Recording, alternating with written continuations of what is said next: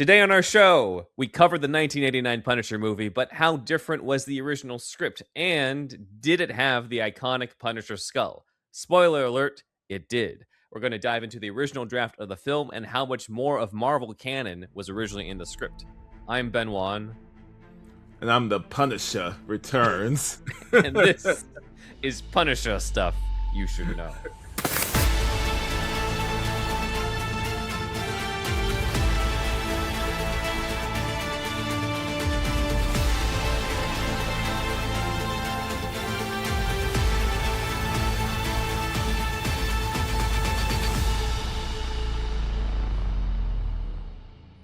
Welcome to Punisher Stuff You Should Know. We're back in our first script deep dive in a long time, and part 2 out of many episodes on Punisher. Yeah. We've been waiting to cover for this a while. I know that you and I, when you first came on the show as co-host, we talked about like we got to do Punisher 89 at some point. And I had read the script last year, and I remember you sending you stuff. I'm just like, oh my god, they got this. This is cool. Like, we got to cover this at some point. And obviously, with the Cinephile event from last month, I kind of paved the way for us to do it. So now we're here. Definitely. Yeah. It's speaking of your Punisher thing, there's some interesting stuff in here with Lady Tanaka. Definitely some changes. It's a little bit of a darker, it's a darker character in the movie too, but I feel like there's some changes to her backstory that kind of make her darker that I'm sure we'll get into. Yeah. For sure. But I think that one of the things to point out for this is the original writer Boaz Yakin, who's on this, is credited, but what was in the movie is a rewrite from Robert Mark Kamen, who wrote The Karate Kid. And it is because of Robert Mark Kamen that probably the movie got made too, because he was a more experienced writer, but it's because of him that Dolph Lundgren signed on to the movie due to the connection to karate, which we talked about in the Patreon. Boaz is also probably more famous among Batman fans in the audience because he was the proposed director for the unmade Batman Beyond movie they had going on in the early 2000s. Yeah, I know. Funny how things happened. Yeah, right. He had done Remember the Titans, and I don't know what it was about Remember the Titans. I was like, oh yeah, you did this great sports movie with Denzel. How about you get this futuristic Batman movie?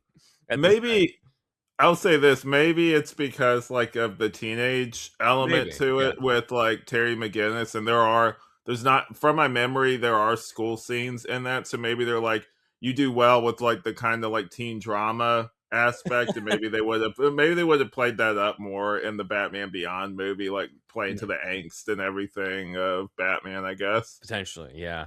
That one, I forgot who did the script for Remember the Titans. It wasn't Boaz, but for Batman Beyond, it was the OG writers of Batman Beyond. It was Paul Dini and Alan Burnett. So I was like, I would imagine that it's at least faithful to the original TV show. Where you got those two on it. But is that script out there somewhere? I'd love to read it. Not. I would love to too, but there's not much else to report on it. Maybe we got to get them on here one day. Maybe they'll share us a link or something. Slip it into our inbox. We won't tell anybody. So years before, years before Batman Beyond, anonymous source. Yeah, years before we got an anonymous source giving us that Batman Beyond script. Yakin did the Punisher script in a very interesting time, because one critical thing we had talked about in the Patreon was how little Punisher was out there in terms of him being a solo character. Like, yes, his first appearance was in Spider-Man, and he had a few appearances in Punisher comics, and he showed him in Captain America, but he was only really in 3 solo comics before the writing of this. So here we go. Here we have Marvel Preview number 2. I've seen this one, the middle one. The middle one was probably the one you told me about in the Patreon, of like, you said it was Punisher in front of this fire. Yeah, they animated this. They had in the comic book Superheroes Unmasked, there's a moment where like it zoomed in on this image, and it's very crudely animated, but it looked cool at the time, where they have like the muzzle flash where they do like it's like shooting off into the air, basically. Like it looks pretty good. Yeah, that's awesome. I gotta check that out. And then the one on the far right is the 5-part storyline, Circle of Blood classic. But these were the comics. These are some good covers, man. These are great covers. Yeah, especially like that the fire one too. Like there's something iconic to that. Action movie, man. I like these. The Mike Zeck one that we see here is very iconic. Huge gun. Like, all this is just classic Punisher stuff. Uh, Mike Zeck did the, that Batman story with the it wasn't the KGB, AG it might have been. KG Beast, right? Yeah. It might Yeah, have it was been. yeah, it was. He was on the he did the front covers for those. Gotcha. Yeah. Okay. Yeah. Yeah. Yeah. Yeah. He did. Yeah. I'm just looking it up. So yeah, these are the ones at the time. Now people would be like, well, wait a minute, wasn't there War Journal? Wasn't there other stuff at the time?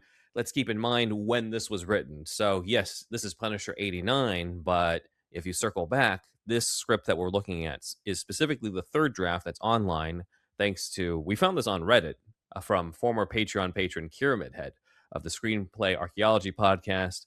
What's up, man? Hopefully you're tuning in.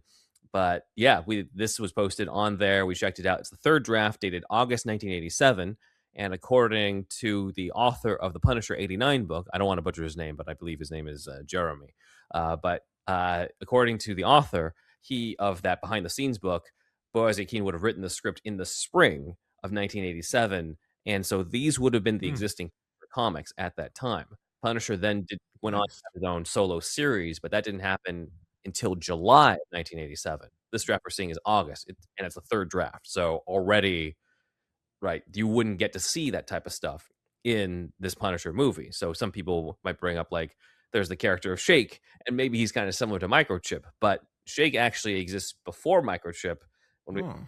this script existing before Microchip shows up in the comics, so that's why Shake isn't Microchip. Microchip didn't exist at the time that I Yakin. like this, like, his little subtitle here, "America's Greatest Crime Destroyer." I kinda like that, it's cool. That is cool, yeah. It's not as Yeah, I mean, there's there's obviously there's World's Finest or yeah. there's, Earth's Mightiest They Heroes. gotta So kinda like push it yeah, like we push it gotta have together a something little like bit. that. Yeah, something like that. Also kind of funny that it says the Executioner speaks out on that first one from Don Mhm. Pendleton because those books Yeah. were so influential. I gotta check those out at some point. Huh. But those apparently were influential since it's also about a military veteran who comes home when his family is murdered by the mob and he decides to become a vigilante and goes after the mob. Like this is Oh, yeah, there's a that's something lot. else something else we gotta get into is his origin is even, like, a little bit different than what we got in the Yeah, movie and this yeah, too. Yeah, it's a lot yeah. different, actually. Much darker. Yeah, much darker. So Yeah. this is there's a lot more of these because some people have accused this movie because of the lack of the skull of not having a lot of comic book connections. And if you read these three comics and then you go into the Yakin script and you watch the final movie, you can see the influence of these three stories. He had to have read these stories at some point because this is like again, Yeah. Punisher's mainly been a guest star in Spider-Man and Daredevil comics. If you're doing a Punisher movie, you likely can't bring in like, oh, hey, it's a Spider-Man and Punisher movie. It's a Daredevil and Punisher movie. It has to be a solo Punisher, and these were the ones existing at the time. And so I dug in to be like, okay, what other connections could there be in here? And it's similar to how we look at the Batman comics and Batman movies where like they don't follow the exact storylines, but you can see the influences of certain subplots or different like visual things that Like end up I said, happening. I'd love to see them do, like, the Bill Bixby, like, Daredevil Yeah, that we met, and this and, like, the Punisher from, the '89 movie, that would be, like, so good, like, I yeah. would because the New York, it's kinda like the one in that one's kinda grimy too in its own way, like, it would fit. Yeah, and you can kind of see it being this is like the lighter side of that world, and this is like the Yeah. deeper underground stuff, and like somewhere Fisk is out there, after he Yeah, escapes definitely, at the like, end of Incredible you Hulk. could make it work. Yeah, yeah, for sure. Yeah. So yeah, I mean, I think we both enjoyed this script. We enjoyed the movie. We enjoyed this script. There's a Oh, lot yeah. of cool stuff to dive into that's different that Boaz Yakin had in here that was cut from the movie later on, either through studio asking Boaz Yakin to cut it down or Robert Mark Kamen doing it. But this is our deep dive into the script. So here we go. We open with a quote that says, "A man should not be afraid to express his inner self," which comes up later. I thought that Yeah. was an interesting thing because you don't often see that like quote that's Mhm. taking up a whole page of a script Yeah. and that's it in it. So that was cool. And then we have an opening monologue of Frank Castle talking about how the guilty must be punished and talking to God about wanting them to be punished. And I thought this was interesting because this predates, as far as I know, this predates Frank Castle's Catholic upbringing in the comics. At least the idea that he at one point almost became a priest, which Hmm. is referenced in Punisher Warzone at one point. I don't think that was fully done in the backstory, but I think it was established, at least in the comics, that he came from an Italian family, the Castiglione family. So I guess Hmm. you can kind of infer, Italian Catholics and go from there. Well, him and Matt both share that then because they're For both sure. Catholic. That's kind of interesting. Yeah. Yeah, yeah. So I'm sure at some point there was a connection, like they connected on that. Oh But yeah. I think that it's cool to have this here in him, like talking to God about like, you know, the evil must be punished and how come Mm, life isn't like this and how he's going to make things equal in balancing the scales of yeah. justice. I think too, what's notable is that this does not start off the way we like the work print cut. The work print cut Yeah. had the origin. Instead, this is pretty close to how the final cut is, where he's already been Punisher for a while, and it starts with a mobster getting free. All that stuff with the backstory actually comes in due to Robert Mark Kamen and that script that comes later on, and then the work print cut, and then ultimately I'd they be cut it, interested to see go what back. earlier drafts of this were, because I know this is like the third draft, Yeah, right? I would be interested to see if they're obviously they're not online, but like what some of the earlier drafts might have looked like, basically. Yeah, I imagine based off of what I've read from interviews of Yakin that this was the intended opening. Like it wasn't meant to have the origin, which again, very kind of ahead of its time. It's almost like he and Sam Hamm are trading notes of just like, all right, we're not going to start off with the death of the family. We're going to have that in flashback later on. And in this case, very similar to 89 Batman in the sense that that is like closer towards like the last third of the script in this version, as opposed to the final film where it's like in the Well, it's flashback more you like a don't see comic book, right? it. Because then, in comic books, like even like the original Batman from like when he was getting started, there was like issues upon issues before you even Mhm. found out what this guy's backstory was. So I guess like, it's more faithful to a comic to have like, you're on an adventure with this person and then maybe you get like an allusion to like, their backstory, basically. Yeah.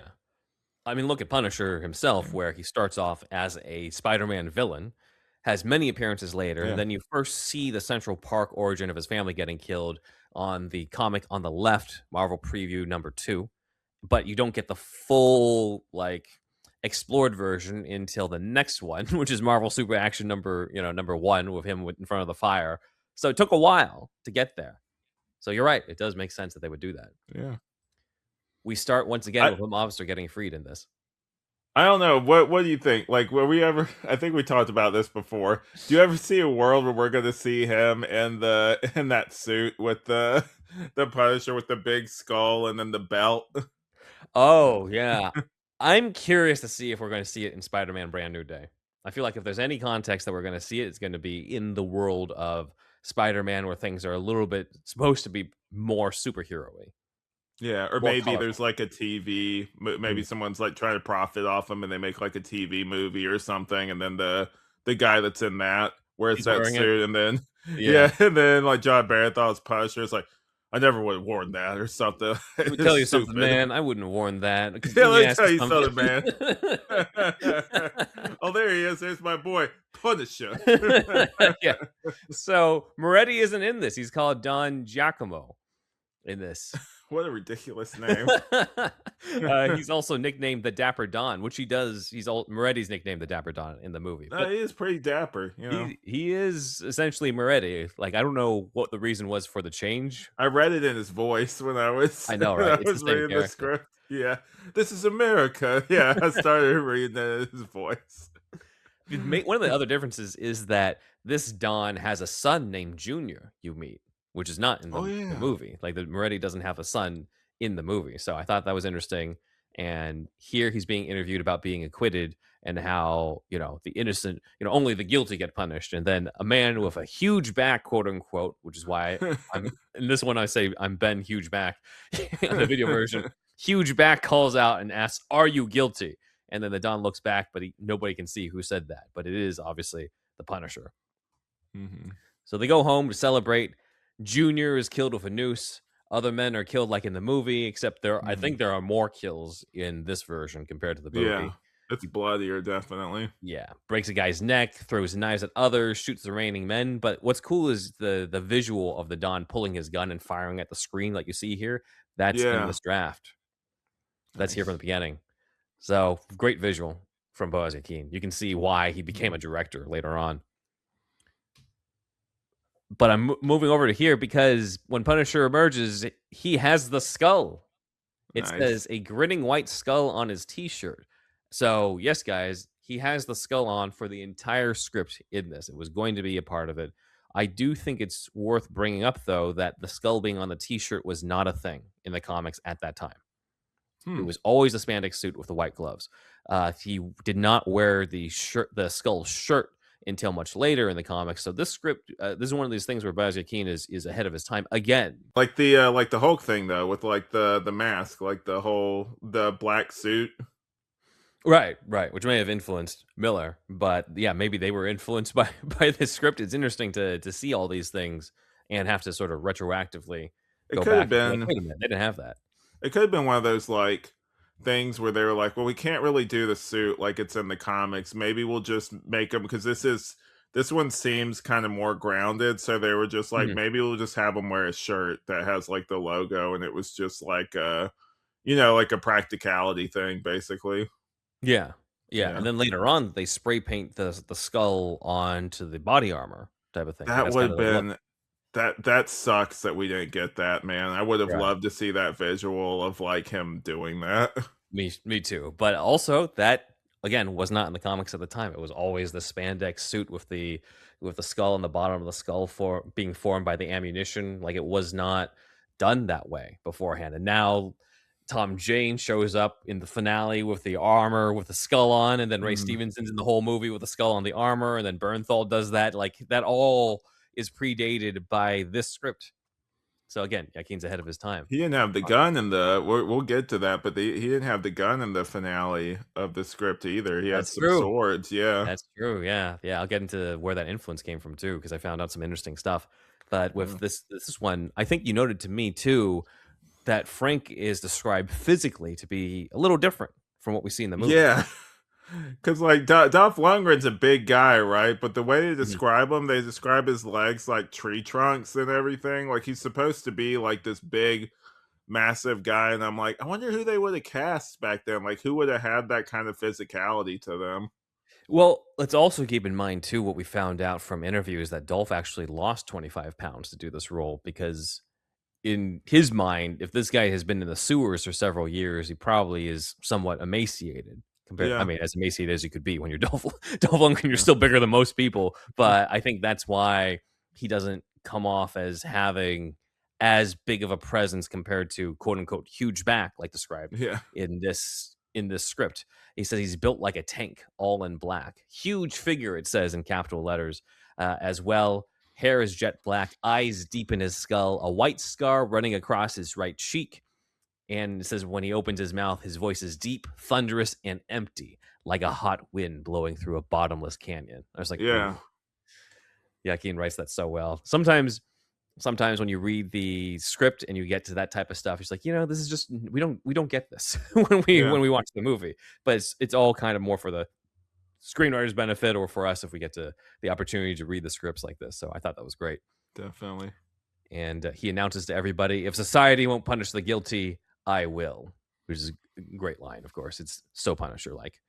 But that's his intro. Is him huge back with the skull on his shirt and having a scar down his face.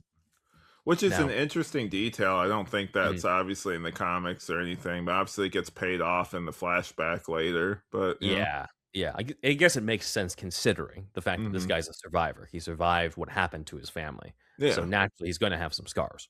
Yeah. Makes sense.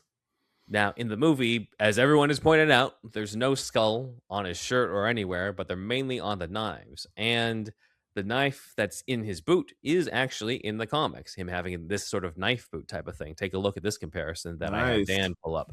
You've got the shot from the movie with the skull knife in his boot, and then you've got this shot from the origin story, accounts settled, accounts due, which was the one that's the comic with the cover with Frank in front of the fire.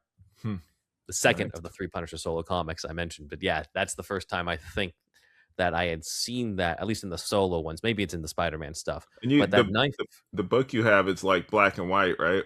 Yeah, it's all black and white, but I I think feel this like that issue works with particularly. that kind of story, though. You know what I mean? Yeah. Yeah, it Yeah, really does. It really yeah. does. It gives that noir type feeling to this, Nice. such a dark story. And then this knife also plays a role in that Circle of Blood storyline, that third Punisher story, which is like the big 5-part story, mini story before they did the full-on series that he had with Microchip and stuff. But Punisher uses this knife from his boot and uses it to help him escape from a death trap in this final issue. So I think this knife is somewhat canonized. Now, I don't think he has a skull on it in the comics, but I think it's cool that this specific type of weapon, a little bit more of an on the obscure side when it comes to Punisher, I think, but this made it into the movie. And so, sure, we don't have the skull on the shirt, but this knife boot type of thing is part of the comics and Yeah. made it in. So the Punisher has been introduced. He has the skull. We'll see how different the script is and how much more of Marvel canon makes it in after the break. Hey guys, if you want to hear more of us outside of superhero stuff you should know, you're in luck. Both Alex and I have shows and other work that we produce outside of this podcast. Alex, let's hear about your other podcasts. All right, so obviously I know you guys are a fan of superheroes, so I'll start off with I have Flashbacks, a Flash rewatch podcast where we cover every episode of the CW Flash show. Also, if you're a fan, I know you can see in the corner the Batman thing. We have Night of the Batman, where me and my wife and occasionally other guests cover everything Batman related. Ben was actually on the show, and we interviewed John Jackson Miller, and also we covered his book, Batman Resurrection. So definitely go check that out. And also, if you're more into like kind of a vague kind of movie-ish show, kind of like a vague, like What Mean kind of vibe, then I have What Mean podcast, which is also great. That's just vague, like movies, TV, music, just whatever I kind of feel like covering. That has made a comeback recently, so look forward to that. And if you're into just TV in general, and especially nostalgic TV, I would recommend Review More Girls. My wife and her cousin cover it, and that show heavily deals with family, the Gilmore Girls show, and they talk about their own personal, their personal family life, and also just how they relate to each other, kind of like the two main characters of that show. So definitely go check that out. Awesome. Yes, I've been a guest on both Flashbacks and Night of the Batman. I've not watched enough Gilmore Girls to be part of Review More Girls, so I don't know if I'll be making an appearance on that one, but on Flashbacks and Night of the Batman, I've been there, and it's been fun, so definitely check those out. As for me, outside of this show, I'm both a voice actor and a writer. On the voice acting side, I'm currently voicing 3 different versions of Batman on YouTube. Yes, I'm the voice of Batman in the Arkham tapes. That's an analog horror series produced by one of our collaborators, The Bat Feed, in which I play a Bruce Wayne who's injected himself with the powers of the different Rogues Gallery members, becoming this monstrous version of Batman that you see there. And I am also the voice of 2 other versions on Newverse Creative. That's one of our favorite channels. That's NEUVERSE.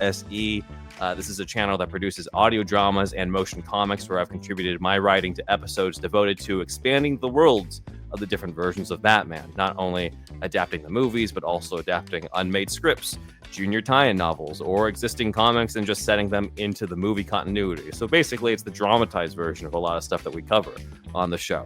I'm also the voice of both the Michael Keaton Batman and the Val Kilmer Batman in that.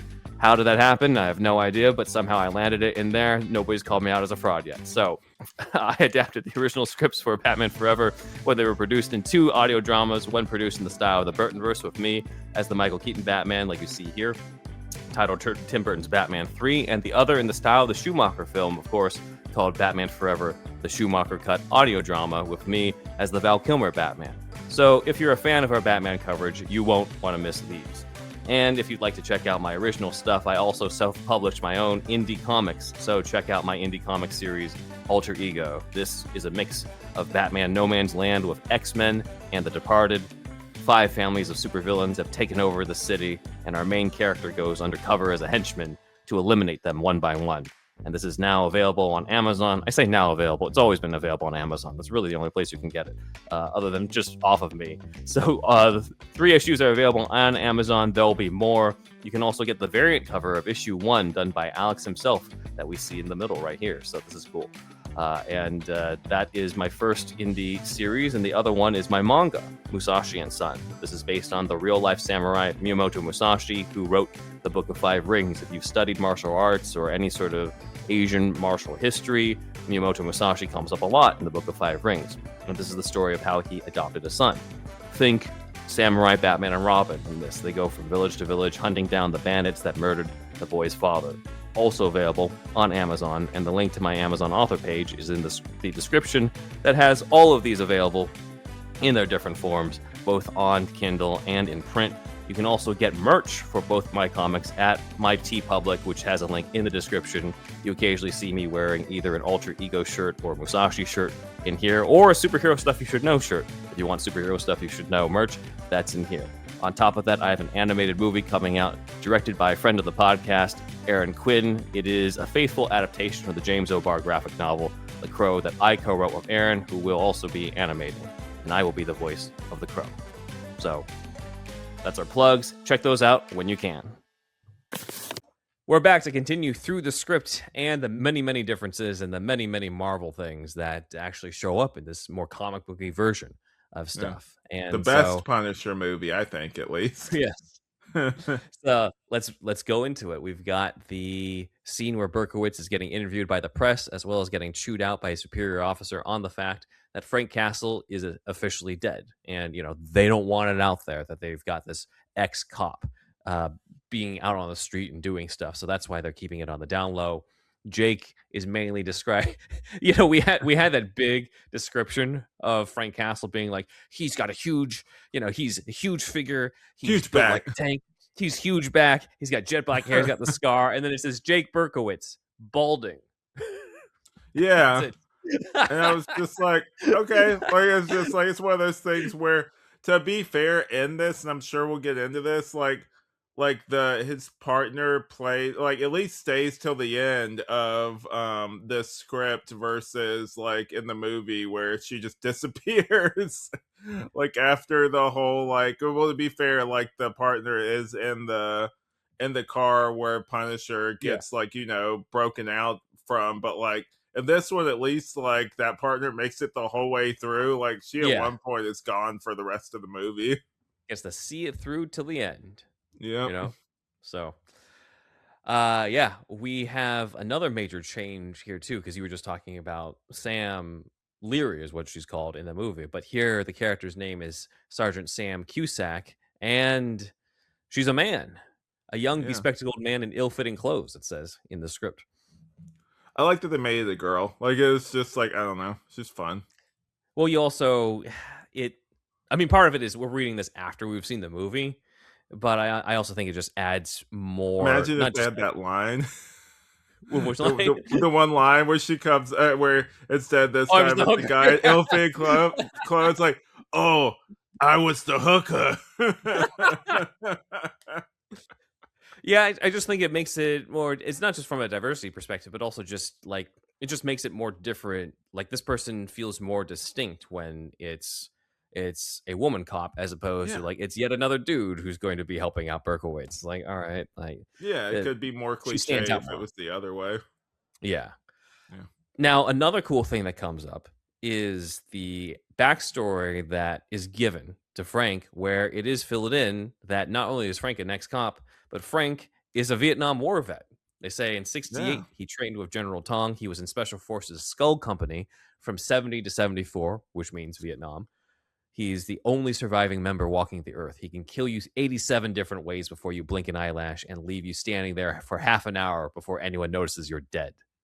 Such a good line. Can you imagine Gossett Jr. saying that? It was so good. He's like one of the standouts of definitely, like we've talked about it, but of the movie, definitely. He's great. Yeah.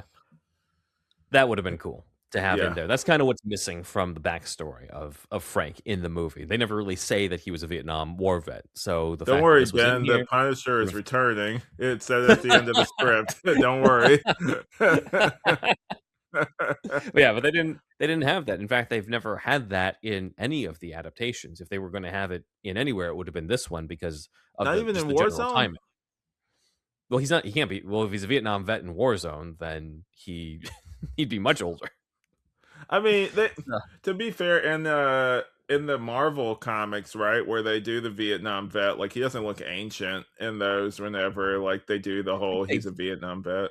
I think they've changed it and now kept it to just Punisher Max, where Punisher is, like, much older Yeah. in Does he Punisher look Max. older? So that would make sense. Does he look Yeah, he older in the does. comics? Oh, okay. Yeah, he does. Yeah, he's Gotcha. more wrinkly in there. So that does make sense. So we then get the scene of Frank in his sewer lair, meditating while naked, balls out, as You we know, it talked probably about. smells awful down there. Does, yeah. We're talking about the stove at one point too, Oh, right? yeah, he's got a stove down there. I heard that. I'm like, "Bro, there's all that methane gas down there. You're gonna die if you try to cook anything down there. You out of your mind?" We get an early version of the voiceover that is at the end of the movie, but it's actually earlier in the script where he says he asks God if what he's doing is right or wrong, and that he's still waiting for an answer. Which again, Mhm. great line. Yakin has great dialogue in this, I Yeah. feel. Next is Franco. He's not called Johnny Franco, he's Tony Franco in this. Why they That change all these confused me mobster when I names, was I have no idea. that confused me when I was Yeah. reading the script. I was reading it kinda quick, so it's like his son is named Tommy and, like, he's named Tony, and so if I was reading it kinda quick, I'd be like, "Wait, who said this?" I was like, "Wait, hold on." That might be why they changed it, actually. Yeah. I think you might have just explained it. Well, Yakin was great with the dialogue at least. Oh, So yeah. we meet him with his son first and helping him assemble a battleship model and teaching him the lesson of knowing when to ask for help. And then you shift to Franco in mobster mode, talking to this other man, Tyrone, revealing that they're gangsters and looking to provide peace for the five families. And it ends with Franco saying that having kids is its own reward, which, as a transition, takes us to a deliberate parallel of Frank thinking back to the daughters he lost with a voiceover on the things that that you have to keep fighting. Yeah. So cool transition there, I Oh, felt. yeah.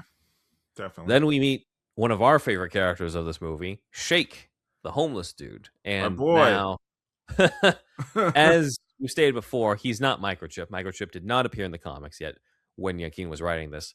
And if Yakin was basing it off anybody, the closest comparison I could find is this character on the right, who, believe it or not, is named Grundy.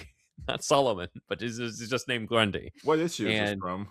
this is from the first Punisher solo comic, that one that had the Executioner on the bottom. So I think that's Marvel Preview number Huh. 2. Yeah. So The art Grundy style is is very is yeah. this like, how it appears in the, like, original comic? Like, is it all black and white like this, or is it, I like, believe in so. I color believe it's originally? originally black and white. Yeah, Oh, in okay, these cool. first 2 solo comics, unless it just got lost to time, but I believe they're all black and white until you get to City of Blood. And obviously Nice. his appearances in Spider-Man and Daredevil and Captain America. But for Punisher Oh, yeah, he works solo, for Jackal in the in the yeah. first Yeah. appearance with Spider-Man. He's shooting down, like, a Spider-Man statue. It's crazy. I don't think anybody was wanting Jackal to show up in this movie when they They gotta say do that, that like, it's not going to be for the enough. new brand new day, they gotta have a scene like that where John Barenthal, there's like a statue of him, he just like like just like destroys it. Tell you something, man. Yeah, yeah. So Grundy in this original comic is also an informant for Punisher, also kind of like a derelict, somewhat. He seems like he's fallen on hard times too. And while we don't see him drink, Frank brings up that they used to work well together back when quote unquote Grundy was sober. So it's kind of implied he used to be, or at least into He substances, respects if him not in more alcohol. in this one. Like there's a lot of moments where like he describes him as like a good man and everything, and Mhm. like Yeah. even though like Yeah. Franco, like he stands up for him. He's like he's a better man than you'll ever be. Like I really like those moments. We see this like glimpse into like Punisher's humanity and everything. Yeah, I mean, you wouldn't be able to tell given how Frank treats him in the first scene, but that's why you Yeah. have a character arc in this. So I think Shake is an upgraded version of Grundy Mhm. here because Grundy's in like mainly one scene in this Punisher comic. he doesn't have that personality. He just doesn't rhyme, right? Like Shake The has a weird distinct emo rhyming, yeah. personality. I liked Yeah. it in the movie, but I'm like, "Why what are we doing here? Like, why is he doing that?" So he's called Shake because it's like a takeoff of Shakespeare, right? At least he sees himself that way on it. So that's why he kind of talks that way. Huh, And I think that was kind of a fun way for Yakin to add more personality to this character who could have just been a random generic informant. yeah. I thought it was shakes, like, I thought for a darker reason, like, maybe he was on, like, drugs or, Who like, has the drinking all the DTs? time, so, like, he has, like, Yeah. the shakes basically or It could something. be that too, honestly. It Yeah, could be a combination, you can right? see it both Wordplay ways. there. Yeah. Yeah. So Shake goes into a bar identified as Josie's bar. Yes, here we go. And he goes up to, quote, a blind man with flaming red hair, a blue down jacket, and dark green sunglasses sitting, his walking cane beside him. And Shake asks him for money and addresses him as, quote, Fair Matt. Yeah, Yes. It's a Matt Murdock cameo, guys, in this Punisher script. So good. it was Um, really good. Again, adding more to the Marvel universe for this. I love this. This is one of the first things that I sent over to you when I first read this. I'm like, oh my god, Alex, you got to check this out. That's Is kinda Matt like Murdock's the in this? to bring up the Hulk movie again, that's kinda like when you randomly get Turk in Yeah, that movie where it's like, clearly a fan was writing this, like, you got yeah. Turk in here, like, yeah. Mhm. So this goes to show Yakin did his research. You got Matt Murdock in here, and New World not only produced this movie, but also produced Trial of the Incredible Hulk. So it's kind of not Huh, too hard to imagine Rex Smith connected. here, even though Rex Smith doesn't wear the sunglasses in that movie, but still, like you Yeah, could you could see maybe something could have worked out in the yeah, end. definitely. Shake gets kicked out of the bar like in the movie, but instead of the toy car luring him with a bottle, Punisher sort of Batmans it and catches Shake's foot on a line and hangs him upside down as punishment for flaking on him. So he then hands the bottle to him afterwards. And we got this funny line here where Shake says, All the world's a stage and we're all just goddamn out of work actors, you miserable nut. As Punisher goes off. So here's what's interesting is I think the relationship is more antagonistic at the beginning compared to the movie, but also becomes more like a more solid alliance later on compared to the movie. So it's Definitely. both more fraught and stronger too at the There's same more time. to it, definitely, because in the other one, it's very much more transactional, and in this one, like you said, we kinda get more into the kind of like, you get more out of it, basically. It is Yeah. probably just cut for time or something, or maybe they were just going through drafts, and they're like, "It makes more sense maybe if we streamline this instead of giving, Mhm. Shakes more of, like, character deve or, like, giving Frank more of, like, an insight or something." Because I know they wanted to do that kind of he's hollowed out and he doesn't have like emotions or anything to the point where I know it's different in this script to where I'm sure you'll get to this where Berkowitz thinks he took those kids basically Yeah. like he kidnapped the mobsters kids, which was I think they should have left in like that's like one of those moments where I'm like no like have it to where like he thinks he's so far gone to where like he's like you really would do this basically. Yeah, I'm split on that because I do like the part in the movie though where he tells Sam like, no, it couldn't have been him because of these two reasons as the daughters. Like I do like Yeah, that aspect. So it I think you would need Berkowitz originally thinking it can't be him, but then some other evidence shows him like, no, Frank's so far gone that this could yeah. be a thing. Well, he calls him Punisher in that one, like, after That's true too. he Yeah. leaves him. I kinda like that, kinda like I know that it was one of those where he, because you get to the same point at the and we'll get to this, but at the end where he's still, like, looking for him and everything, and maybe he's, like, reinvigorated where he's like, "Oh, okay, no, he's not, like, as far gone as I thought," Mhm. basically. Yeah. Yeah. Yeah, Which I like. I like that beat too. yeah, But again, in this version, it's similar to the unrated version or the theatrical version where we haven't seen them interact before. We don't see them as partners before. We're just kind of told that. yeah, We then go to the actual shipment coming in, the sequence where a bunch of guys start getting killed. They're in the middle of this war with these ninjas that show up, and we get more details. And so it's a little different on the Yakuza crew, mainly because in the final film, there's Tanaka's daughter leading them, mhm. and a few henchmen. But here there are three distinct henchmen with different Yeah, weapons. Right? You've got Tak, who has quote unquote a deadly sword with cutting knife. We got Sato with sort of a short sword with a hooked blade jutting from its side and a long metal chain extending from the hand grip. And we got Koshigi, who has two rounded sai, the sais being like Electra's sais, right? Yeah. Supposedly, these assassins, this is Shake and Frank here, but Yeah. supposedly these They're holding each assassins, other. very much in love, yeah. Yeah. But yeah, let me go to the next one. These assassins were Ooh. apparently inspired by these three characters from the Japanese samurai series Lone Wolf and Cub. These are the masters of death in Lone Wolf and Cub. Three master assassins in that series, and that manga apparently was an influence on the script for Lone Wolf and Cub, which is also why, as Alex mentioned, Frank Castle goes in with samurai swords in the finale I of never the checked script. this out. Is it good? Like, it sounds so Oh, it's good, dumb. yeah. Like yeah, one of the things that people hear so much about. It's like, oh, this thing is Citizen Kane good? Like, it's like one of those kind of things. Yeah, Like, no, I have to it was check an that out though. it was an influence on me too, as well, for like my manga with Musashi and Oh Son, where yeah, like anything where it's like the warrior with a kid, like anything like yeah. that is in some way influenced by Lone Wolf and Cub in this area. So like the Mandalorian was definitely pitched as Lone Wolf and Cub in the Star Wars universe. So that type of stuff is very much apparent here, and I think it's cool that Yakin was enough of a fan to bring this element in, because of the fact that again we only really have those three major stories of Punisher to go off of, in addition to his appearances in Spider-Man and Captain America and Daredevil, where there's not, you couldn't really carry much over from those without involving those characters that you couldn't really involve. Yeah. There was an interesting misspelling though at one point. So there's Kashigi is the name of one of the henchmen, but at one point he's called Karigi, who, in DC, Karigi is one of Batman's trainers, but in Marvel, Karigi is a member of the Hand. Oh, that's that Karigi, big dude, yeah, in in Daredevil. Elektra. Elektra, yeah.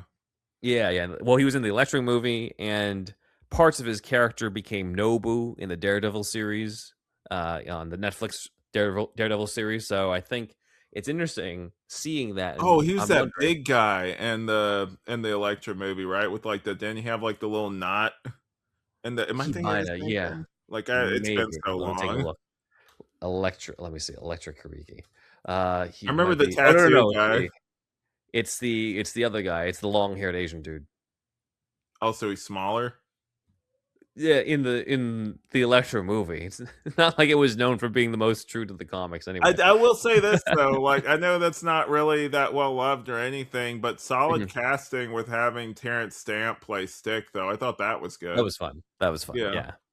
So the He reason why I include this is me wondering, I'd have to ask this to Boaz Yakin if he if he ever remembers this, but with that spelling change, was it a possibility that at one point it wasn't Koshigi, but it was Kurigi, and if it was meant to be the Hand in this script as opposed to just the Yakuza, and Oh, that that adds a would've been whole other so dimension. cool.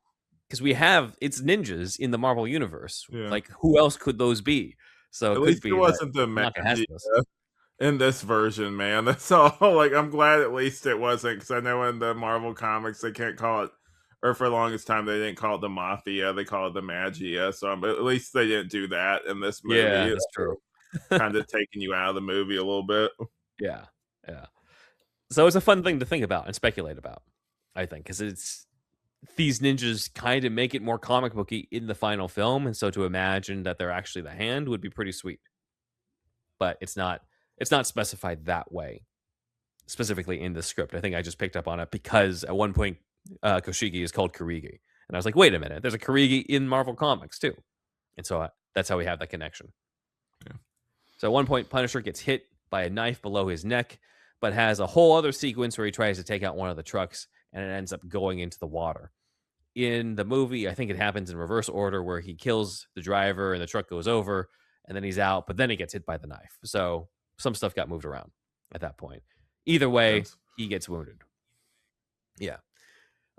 This is not the end of the script, obviously. Punisher's down, but this is not the end of the entire thing. We have a lot more to go through, but I figure is a good point to take another break.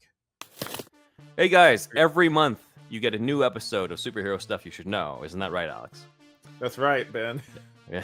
But what if you could get more and support our show. So you can get an extra episode of our show per month if you support us on Patreon over at www.patreon.com/superheroSYSK, where you mainly get the $5 tier or the $10 tier. On the $5 tier, you'll get your name shouted out at the end of the episode from Alex himself in a Stickly voice, or maybe some other voice. We'll see what happens with this episode. That's right, Ben. What the hell is going on here? What the hell is going on here? You'll also listen up, he's gonna tell you. We'll also have early access for you to all our videos and episodes if you're part of the $5 tier. You'll also get an exclusive episode each month for that tier. So an exclusive episode could be about a deeper dive into a novelization. We've covered the Alan Grant Jr. novelization for Batman Forever on there. We can also cover comics or alternate history of comics. We've done like the what if in terms of what if Jason Todd had survived a death in the family. We have reviews. We sometimes cover news. We sometimes do deeper dive into smaller things. We had a whole 2.5-hour episode on each of the characters who showed up in the mural of the Hall of Justice in James Gunn's Superman. Though I gotta say, that's probably like our highest viewed Patreon episode, looking at the views there. Yeah. Or it's the same guy who just couldn't get enough of our talk about the Ghost of Flanders. You know who you are. So on the $10 monthly meetup, you'll get to meet and chat with Alex and me about all the latest superhero news, movies, TV shows. This is a virtual meetup in a Zoom setting that we usually have on like a Wednesday night. It's not in person. Sit down and talk about it. It's not in person. Sorry, we can't fly us all over there. You got to pay a lot more to the Patreon to do that. And in some ways, the other perks you get on the $10 tier is you get to influence the show in some ways. We give you sometimes the options of a poll to vote on things like thumbnails or even what episodes to cover, and you also get the opportunity to submit questions for future guest interviews that are in the StreamYard setting that we're doing, where we have enough time to cover everything. So if this is an interview episode you're listening to or watching right now, there's probably some Patreon patrons who were able to submit some questions for this one. So check it out. And if you want to help us out, but you can't afford an ongoing monthly Patreon subscription, totally understand. That's okay too, because we're also selling collections of Patreon exclusive series. These are playlists of the $5 tier episodes curated by myself that are kind of sold individually. You don't have to sign up for a subscription. You can just have a one-time donation, and you can have it per each playlist that you want to get. We have playlists of deeper dives into things like the Tim Burton Batman films, of course, one of our specialties. We've got the movie magazines for Batman 89 and Batman Returns. We covered those. We also have an episode-by-episode deep dive into the Penguin Show. If you love that show too, like I did. How much does it cost, Ben? $100? $200? $100 per episode. No, it's not $100 per. It's more like $12 for the entire thing. That's a bargain. Yeah, for what used to be months and months of Patreon episodes, I put them all together for you just for $12 or so. So you can just donate $12 and get all that content and not have to worry about a monthly subscription. So check that out. And Alex says that it's a bargain, and he would know because he also, before he became co-host, used to be a fan who was a Patreon patron who was donating and was an audience who was part of those episodes. So that's right. Thank you, Alex. Now, what if you like the show, but you don't just want more content? You want something, tangible, something to hold in your hands, something that you could even wear. Well, you want some merch, and we have that too. As you can see, I'm wearing this Quick Change Bruce Wayne shirt resembling the Kenner action figure that was famous, that a lot of you guys, I know you're a superhero stuff you should know type audience. Either you're listening to it or you're somebody who's a good candidate for it if you recognize this shirt in the wild and ask, where did you get that shirt? So we can tell you, here's where you can get that shirt. This is an exclusive Superhero Stuff You Should Know styled shirt designed by a fan of the show, Cole Watkins, very talented artist. He helped design this. This is a special Superhero Stuff You Should Know version. As you can see, the red bat says Superhero SYSK, but it does not mess with the overall quick change Bruce Wayne dynamic that you see here. This shirt not only resembles the action figure, but also has been worn by a Batman. Yes, it's been worn by former guest of the show, Carl Newman, who is the movement double for Michael Keaton in Batman 89 in the suit. And he brings the action figure to life here, looking like he's right outside Wayne Manor, doesn't he? Yeah. Just chilling out. Good. Yeah. So, and then all the comments, of course, all want one. So if you want one of your own, go to our TeePublic link in the description. go to the link there. You can scroll down. You'll see a variety of different options you can have. It doesn't just have to be this long sleeve shirt, though most people will go for that because it resembles the Michael Keaton action figure the most. But you can also get this design on t-shirts, stickers, mugs, and at the same time, you could also get the same stuff from the logo that Dan designed. Yes, our new logo from Dan of Superhero Stuff You Should Know. You can get that type of merch on TeePublic on the same types of things, either tank tops, hoodies, mugs, stickers, hats. They're all on there on the TeePublic, as well as merch for my comics, Alter Ego, and Musashi and Son. So any of these will help basically the show, and it's money that you pay that does not go into us spending it on batarangs or things like that, or this grappling gun and that type of stuff. It goes to paying Dan for the work he does for us. He's our producer, our editor. He does a lot for us on here, and the money goes to him as well as goes to the StreamYard subscription that we use that enables us to record in this way. So please get yourself some more of our show, get yourself some merch, and support us if you can. And remember, you gotta have your Superhero Stuff You Should Know merch while you're watching Superhero Stuff You Should Know. That's right.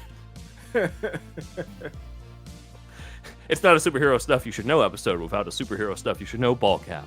That's okay. They can get it next time, Ben. We're back to go over another Frank Miller reference that's coming up, which is actually from the Batman comics here. We have, at one point, Jake Berkowitz goes to the scene of the crime of this doc stuff, and he gives orders to an Officer Merkel. Merkel is, of course, okay, yeah, the name of the cop in Miller's Batman comics, both in Year One and The Dark Knight Returns, where you never see his face at any point. I swear he's also in Daredevil at some point, but I'd have to dig through my omnibuses of Frank Miller's Daredevil to see. I couldn't find anything online confirming this. But yeah, because that sounded familiar. I was just like, okay, yeah, because I immediately thought Merkel. I was like, oh, okay, cool. Like, it's like you definitely tell that he's like this guy like did his research, or at least might be like a Miller fan. Like, definitely. Yeah, for sure. And I think too, Merkel became notable because in order to keep the Joker secret in the Batman, they announced that Barry Keoghan was playing Stanley Merkel. I remember that being just like, all right, cool. And then, because he wasn't that well known of an actor at the time, it was like, all right, well, I guess that makes sense. And then he's barely in the movie anyway. Yeah, exactly. So we do get that poll, which I thought was pretty cool. And then, as I discussed with Kim Miori in our interview episode at Cinephile, the original script had a different backstory for Lady Tanaka, which I know you wanted to go into too. Yeah, it's a lot darker. Like, so I know in the original movie, it said like as like a show of loyalty to the Yakuza that she killed her brother, and this one, like, she was previously married and had like, yeah, she had to kill her husband and like her children, which is like fucked up. Like, it's dark enough when you have to like kill like a sibling, but like to kill like your own children, like that's nuts. Yeah, and so it definitely would have changed, as Kim was saying, it would have changed how she thought about stuff. And I did bring up in the interview, like, that also would have maybe made me feel differently about her adopted American daughter, but that American daughter is not in the script. It's instead it's the Masters of Tanaka's Death daughter is not in this one. Yeah. They never gave her a name, man. Like, in the credits, it just says Tanaka's daughter. Yeah. So we need to. She doesn't say anything anyway. She's mute. It barely talks. Who cares? So Shake does tell Punisher about the fact that, Tanaka has started this gang war that ends up happening. So a lot of the stuff that we see with Tanaka, seeing Lady Tanaka being introduced and kidnapping the children of the mobsters, a lot of that from the movies is pretty much what's in the original draft. And here's what was interesting to me is that in the movie, Shake tells Punisher about, like, they've taken the children. What about the children of the children of the innocent people? And he kind of has to talk Punisher into it a little bit more. Here, it's different. Here, Punisher is immediately stricken by the idea that children are in danger, and he's immediately thinking about his family, which brings me to Circle of Blood. In this comic, a very similar scene happens where like, he's chasing a criminal, and that criminal opens fire and ends up hitting a child, and he has a similar flashback. Everywhere it's the children who get hurt, it says here, the children who die, like my children. And so he's thinking about his family, but he's also, as you can see, thinking about all the other carnage that has happened, or also, just going off of the rice hat that's over here, maybe he's also thinking about Vietnam. Yeah, um like what was interesting in this one is in the flashback, obviously in the movie, it's like more of like a revenge thing where they just blow up the, car and kill like his family Mm. basically. And this one, it's much more like no, there he's getting the shit beat out of him Right. by the guy, like, and then like they like burn his family alive in the car, like right in front of him. Yeah. Yeah. Way more fucked W up. which also bring kind of improve something that I kind of felt made it a little weaker in the movie where it was like, "Oh, like, we didn't mean to kill your family, it was meant to be for you," as opposed to Yeah. in the comics and in this original script, is like, "No, no, we meant to kill your family. In fact, Yeah. Franco lit the match that set It's them all on fire." it's kinda like and I need to go back and read this, but I know that this is something that's in the original, like, the night Gwen Stacy died, it kinda reminds me of this, Mhm. where, like, Green Goblin in that, like, because the whole thing where they're like, "Oh, Spider-Man might have killed Gwen by, like, trying to catch her with the web and Right. everything." Mhm. And then in the original comic, Green Goblin realizes that he thinks that it's like, "Oh, you fool, like, you think that you killed her? She was dead before she even hit the ground. Like, I threw her and, like, she died before she even, like, reached terminal velocity or anything." It's like, why are you trying to, like, spare his feelings or something like that? Like, why do you care? Green Goblin seems like he's trying to be like, "Oh, this is really dark. He's gonna feel really bad. Let me try to, like, make him feel a little bit better about If this." It anything, kinda it should gives have been him the a opposite. It should have been like, yeah, she was alive, or Spider-Man could have accused him of killing her yeah. beforehand. It's like, "No, she was alive. Maybe you shouldn't have saved her. Like, she would have been Yeah. fine." Or like the whole thing like with this where it's like, "Oh, well, we were just really mad at you, so like but we just meant to kill you. We didn't mean to kill your friend. We're not monsters, Frank." Like, "What?" Well, they end up paying for it anyway, Yeah. right? So Punisher does kick in terms of wanting to rescue the children a little bit more than in the final film. It's a He lot has a darker in this one too, Yeah, with the yeah. with what they plan to do with the kids. Oh, yeah. Yeah, with the human Yeah. trafficking and stuff, yeah. Mhm. Yeah. Whereas in the movie, it kinda just seems like, "Oh, they're just our insurance," for Yeah, against yeah. them. Punisher does have a different entrance, so he Batmans it in the movie, right, where he comes in through the skylight. So Michael Keaton Batmans it in the movie. Here, he Robert Pattinson Batmans it by trying to go in through the front door, and he ends up tearing the door off. And it describes him. This was awesome with the visuals. Describes him as arriving dripping wet from the rain, wearing just the white skull glowing in the dim lights. I was like, oh, that would have been Yeah, that was awesome cool. seeing that. Yeah, I love that.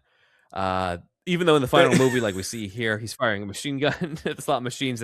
It's more of him kicking ass in the script. Sorry, no, like in the like I think I might have missed something because my connection was bad for a second. But Yeah, in the I think you maybe already said this, but like the skylight thing, right? Like yeah, he falls like he doesn't he's like fighting somebody or something, and then yeah, he falls down. It's a lot less heroic in this one, or like cool in the script. It's a lot more, I mhm, guess, real world or something where he just yeah, falls down. yeah. That's true. That's true too. Yeah, But it's different. It's a different style to it, and I think they made it cooler in the movie. definitely. Reporters then make it sound like Punisher came in and attacked civilians, and we get Berkowitz's reaction as he knows it's not, he's thinking about Frank, and he has the contents of a box with Frank's two Purple Hearts. Again, that veteran, that veteran identity, that veteran background is in here, and Frank's old police shield, as well as a photo of Berkowitz and Castle, and then Castle and his daughters. Yeah, some of them. I know it's like one of those things where it's supposed to be like, "Oh, these are fun pictures and everything." Some of these sound kind of dangerous though, where it's like one of them is like it's fine, like they're like pretending to choke each other or something for a picture. The other one, like he's pointing like a loaded gun at him or something, and he's like doing the mock surrender. I'm like, it's kind of like I know the It's safety's a little much, probably yeah, on, but I'm yeah. like, yeah, you gotta calm down, you guys.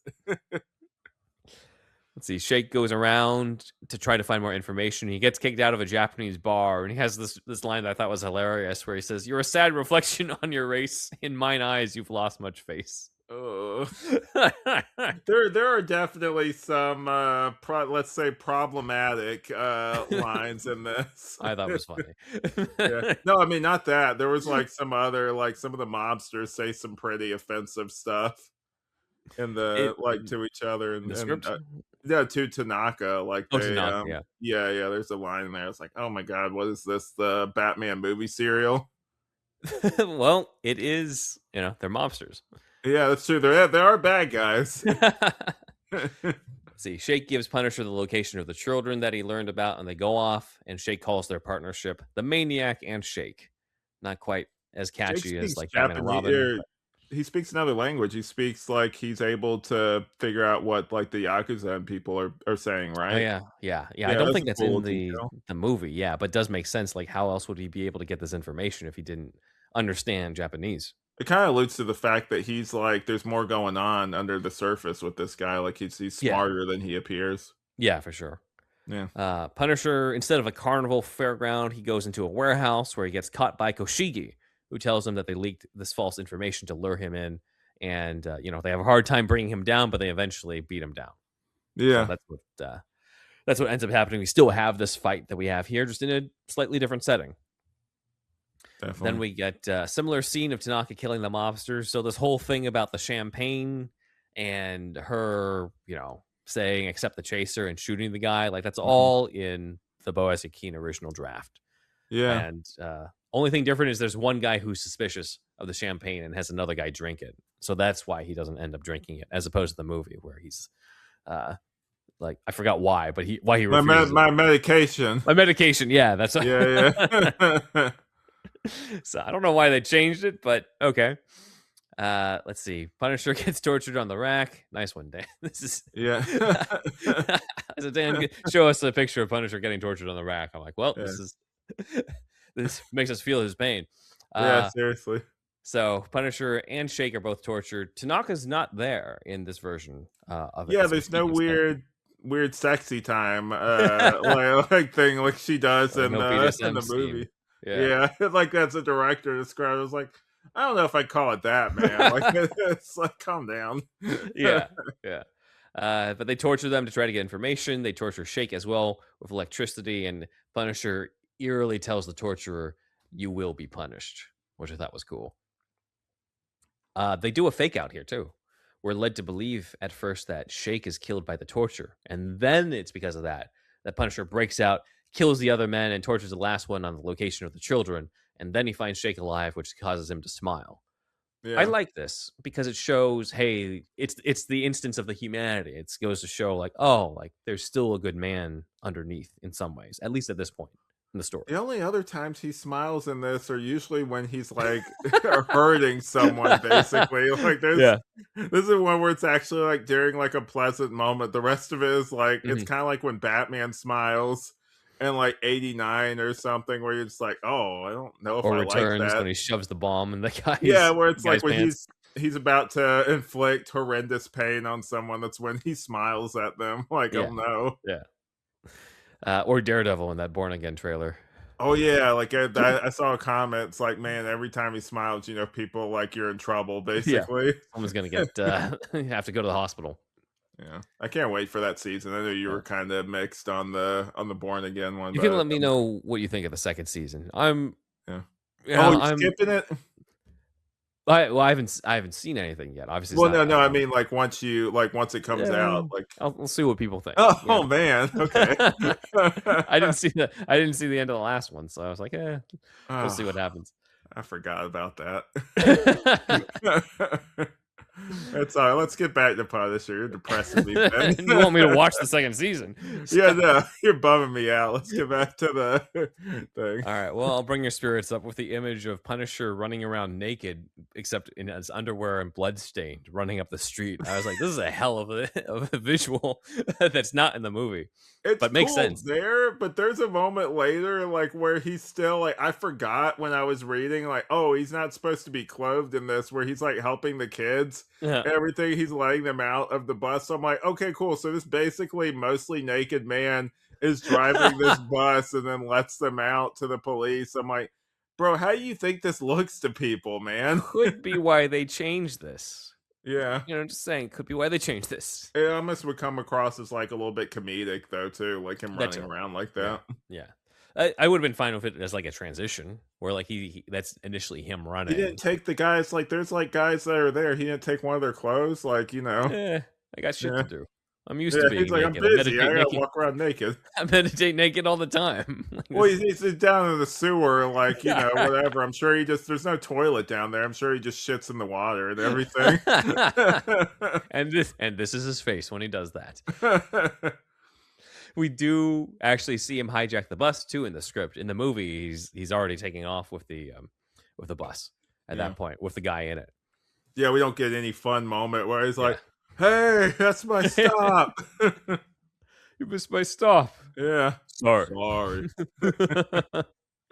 The script does, again, like Alex alluded to, does show that Lady Tanaka is going to have the children sold into human trafficking, which does make this darker. Yeah. Yeah. Punisher infiltrates the lair, takes out the men, finds the children. It does We feel have that McDonald's product placement McDonald's. though, where they come in the Yakuza come in and they're giving them food, and they're just Oh, yeah. like, "Hey, McDonald's." It's like, "Bro, they're never gonna agree to this." What are you doing? Don't shoot us. We got McDonald's. Yeah, it's like, "Hey, it's cool. We got before we take you on a child trafficking ring, we're gonna give you some McDonald's." I It's mean, I like they was were going to gonna kill go for you. that product placement. I was going to kill you, but since you got a Big Mac, Yeah. Suspend Council, I'm second guessing this. Tasty Big Mac. Like they just cut the whole scene where they're just like, "Oh, now Punisher has the strength after this tasty Big Mac."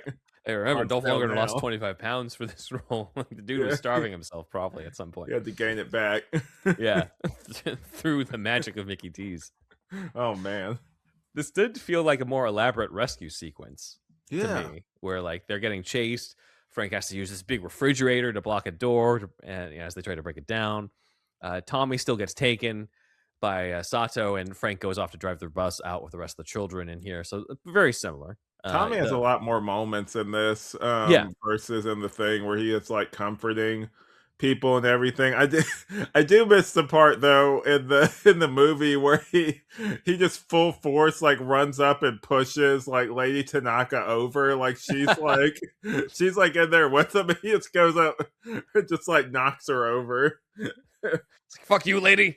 Yeah, yeah, seriously, it's like, damn, that's all it took. Like, good news, Punisher. She's easy to beat. You just knock her over.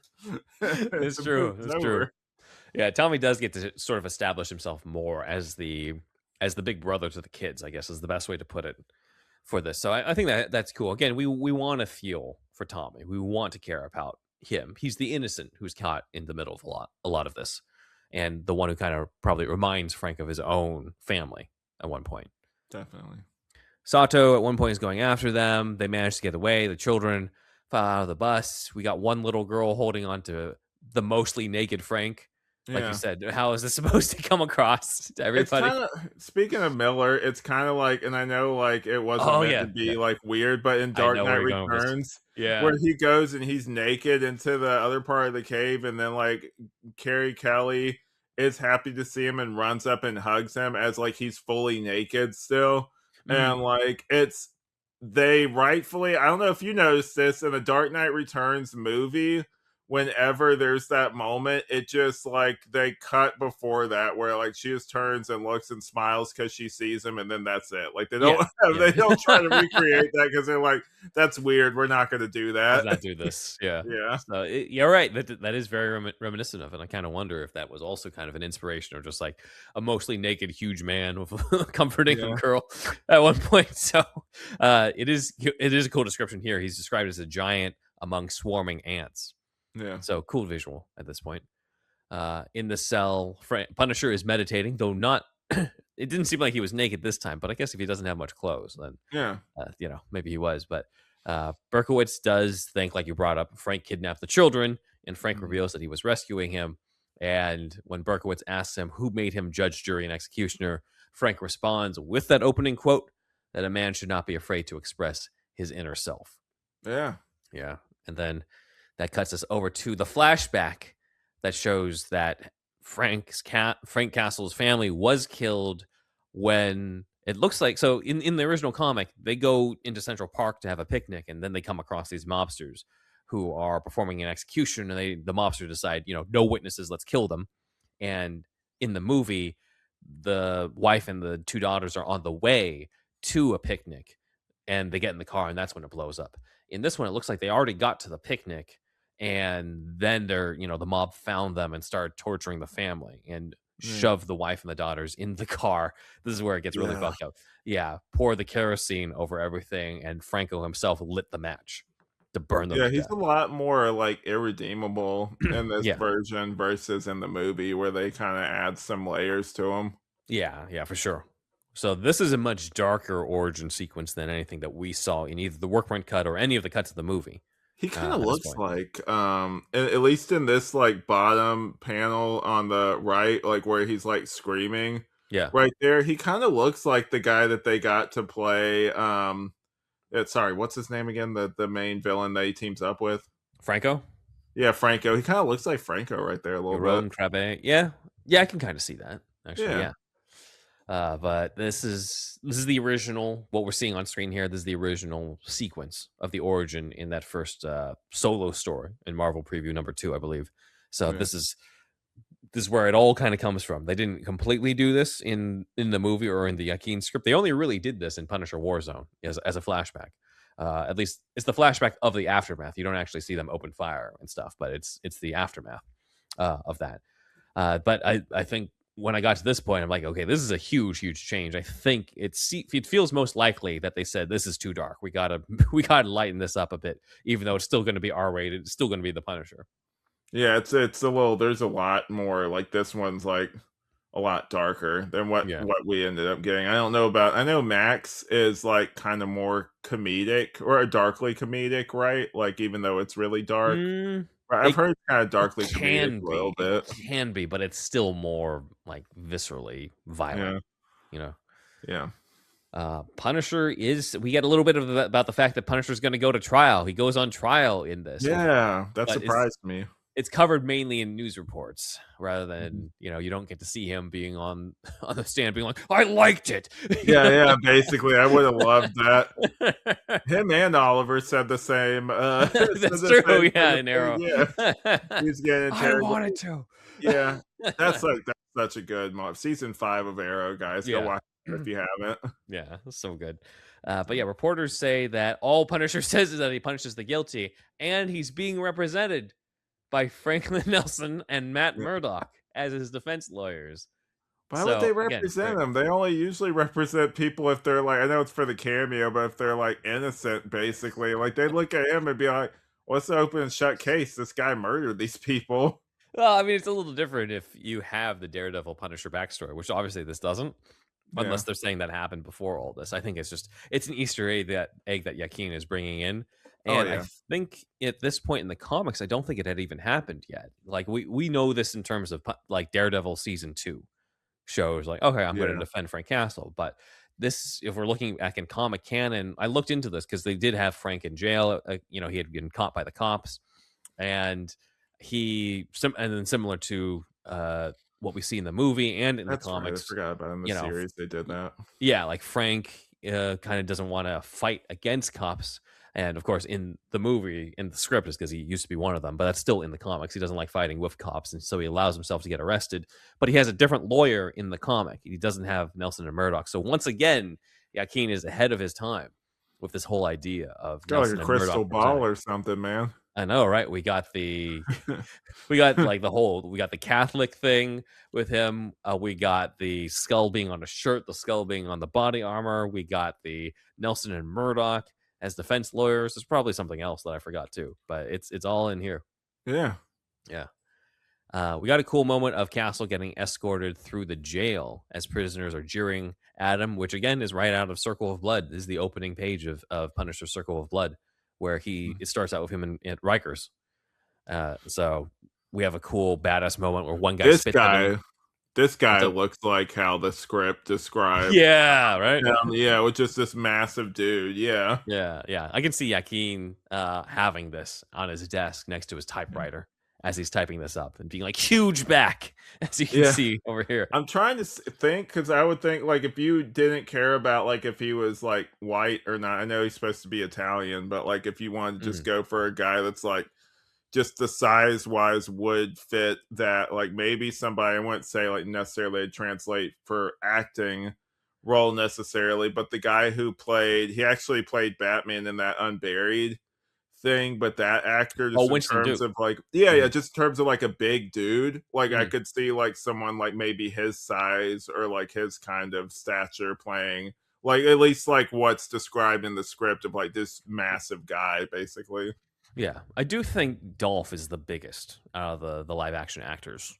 Yeah, Um, because isn't John kinda he's not short, but isn't he, he's like, kind shorter of than the yeah, others. I think shorter, he's at yeah, least the tallest. I'd have to look into Ray Stevenson, but I'm pretty sure Dolph was the biggest out yeah. of all of them. Even, the what's his name? The guy from The Punisher 2004, the Oh, well, Tom Jane's closer to John Bernthal's side, I think. oh, really? I thought I Yeah. would've just assumed that that he was taller too. Yeah, I think they're around the same. I think they're Huh, both like 5'11". interesting. So at one point, one of the prisoners spits on him, and Punisher just looks at him and basically makes the guy afraid, which is so cool. It's so good. Yeah, Good I love that. stuff. Castle is not escorted by Sam in this, which again allows Sam to be throughout the rest of the movie with Berkowitz. Not Sam, but Frank is taken by Franco's men, and that's when Franco tells him that Tommy is his son. And we have this line from Castle saying, "You may be his father, but he's not yet your son," Hmm, which is interesting. It's not immediate. You have to think about it. It's one of those where you got to yeah. think about what he's talking about. But it essentially means that your Tommy is not as bad as like he's not evil like you. Yeah. You haven't That's how I corrupted him interpret it. yet and Yeah, turned him into you, yeah. yeah, exactly. So there we go. They decide we're going to have to rescue Tommy. Franco has traced the calls to Tanaka's building. They know where the kids are basically being kept. Punisher wants to go in alone, but Franco insists on joining and hooks him up with his armory. So we have this team up that we end up with in the final film. And this is also something that happens in the Punisher comics, right? This whole idea of Punisher having to team up with the mob is not something that Yakin was just fucking around with. That this does happen in Circle of Blood, where he kind of has to. He's sort of forced to make alliances with Yeah. criminals. Very short-lived alliances, as you can imagine, but it still happens. So again, I'm sure that these comics are influential on the script in this movie. Well, they probably what he did was he probably he seems like he's a fan though too. Yeah, But what he probably did is he probably like a lot of like some actors do, or definitely like some script writers where they'll be like, well, what can I grab that's like basically the what's popular, what's like out there, and he probably went to like a comic shop or somewhere and then like let yeah, me grab these issues of this comic and then like kind of leaf through them and see if anything like speaks to me basically. yeah. It's like how people bring up lately the Batman movies have just been year one in the Long Halloween as influences, and There so are it's just other like okay. books, guys. But imagine if there weren't. Yeah.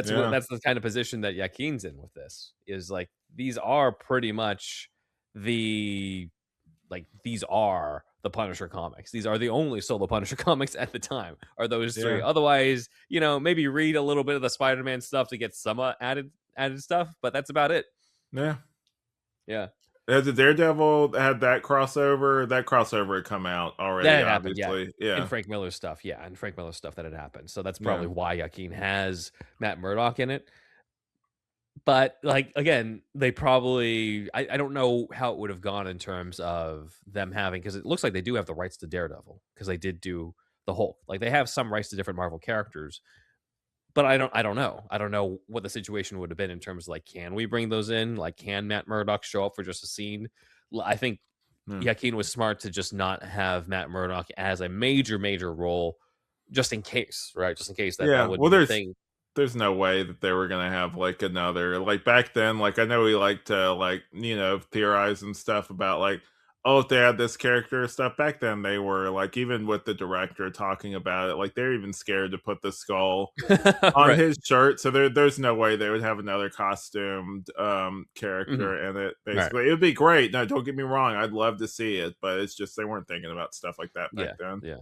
Which is probably why they just have Matt Murdock in it. There's not even an allusion to like, oh, and there's this red vigilante going around. It's like 89 though with Harvey Dent, where there's just kind of like he's just there, and like if you know who he is, like you're kind of like, oh, cool, like he's like you know where that's like going. That. Yeah, could have been something like that where you cast somebody as Matt Murdock and then never see them become Daredevil. After that.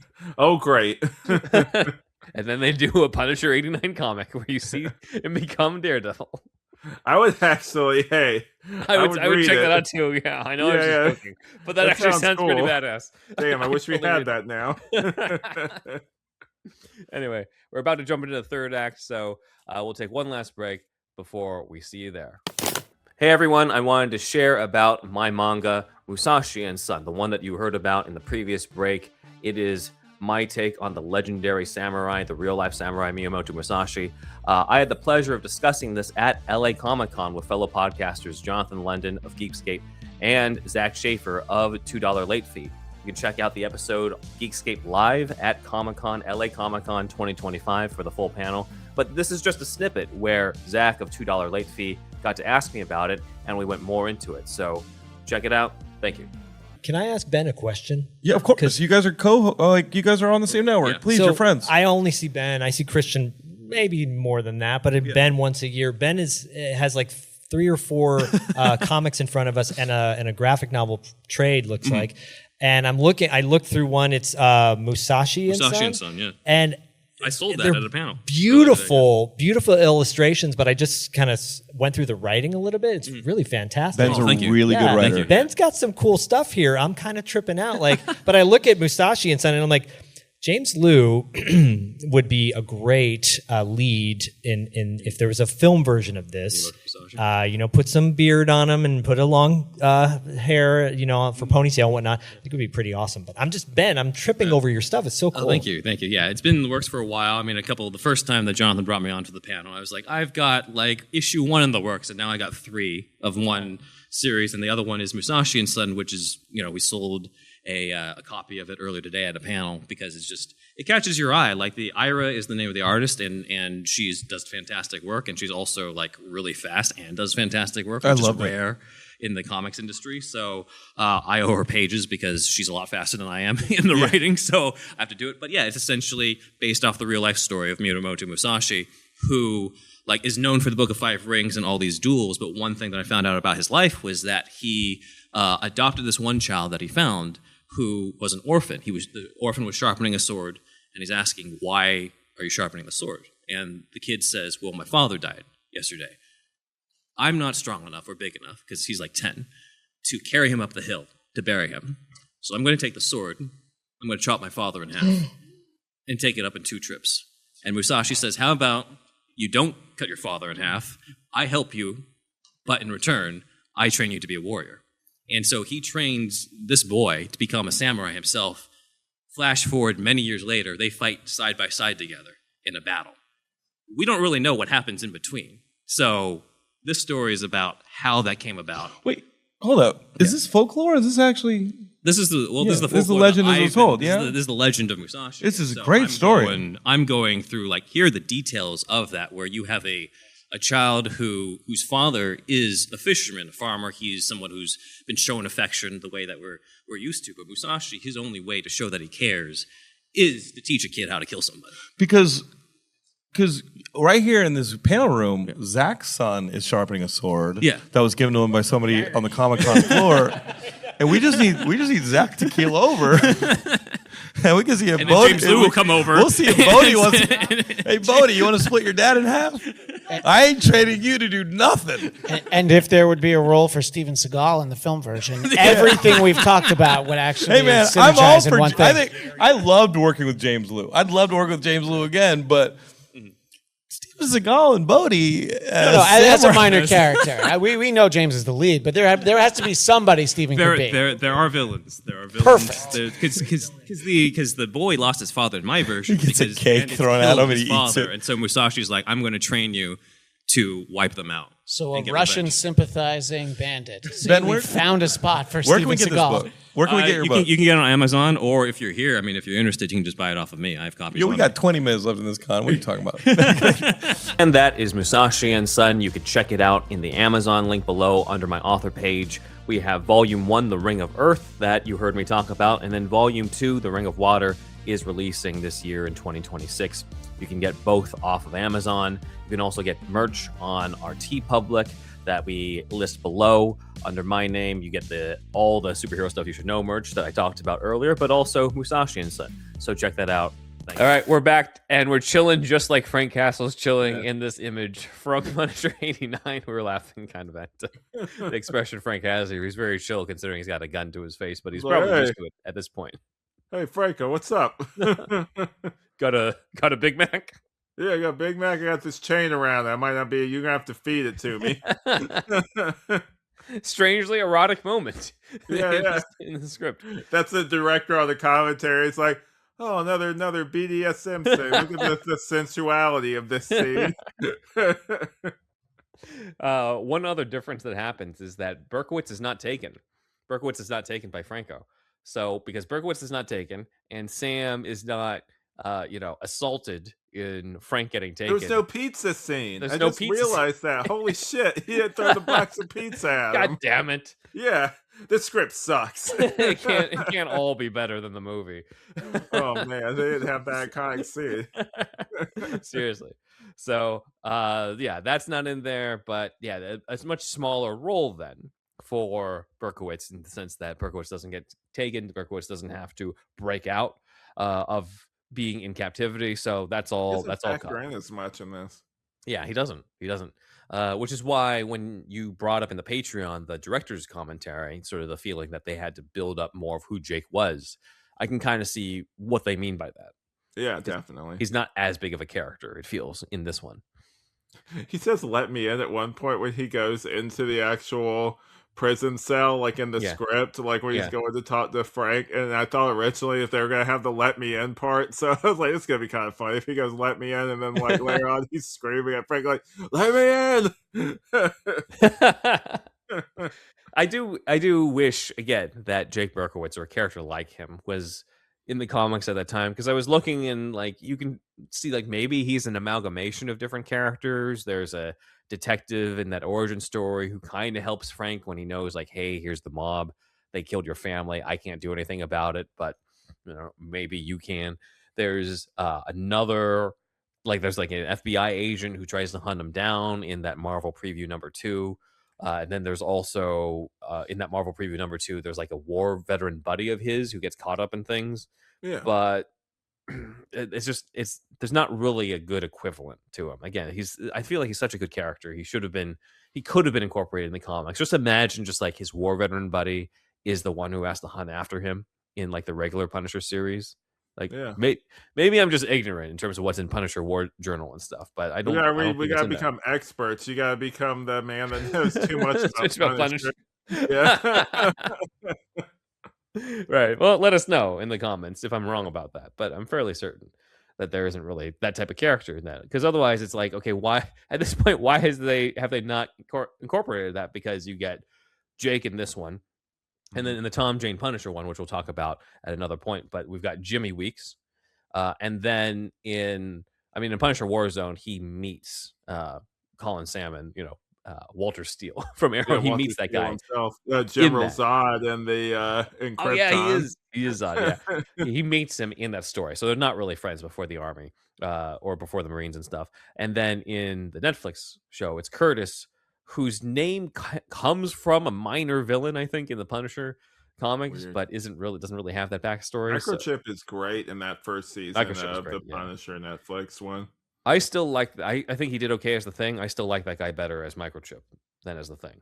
Yeah, but I think I like him. I always forget that. Yeah, dual roles. Yeah. Like, yeah, it's all right. You're from an alternate universe, and we barely see you in human form. That's fair. I told you that story, right? I think I talked about it when we did the Fantastic Four review. But I remember I was at a comic shop. This was like way before anything. And the Fantastic Four, I think the new movie bombed or something, like Van Forstick. And then like the guy was like, well, there's no way you can't you can't make it work. I was like, well, you got to go back to the 60s. Like, you got to go back to that aesthetic. Clearly it worked back then. And the guy looked over at me. He's like, there's no way that ever fucking worked, is what he said. Like, he's just like, there's no way, man. Like, no. And like, look, time makes fools of us all, man. You need to go back to that comic shop and be like, so. Yeah. So you owe me money. Fantastic Four is coming back in Avengers Doomsday. Yeah.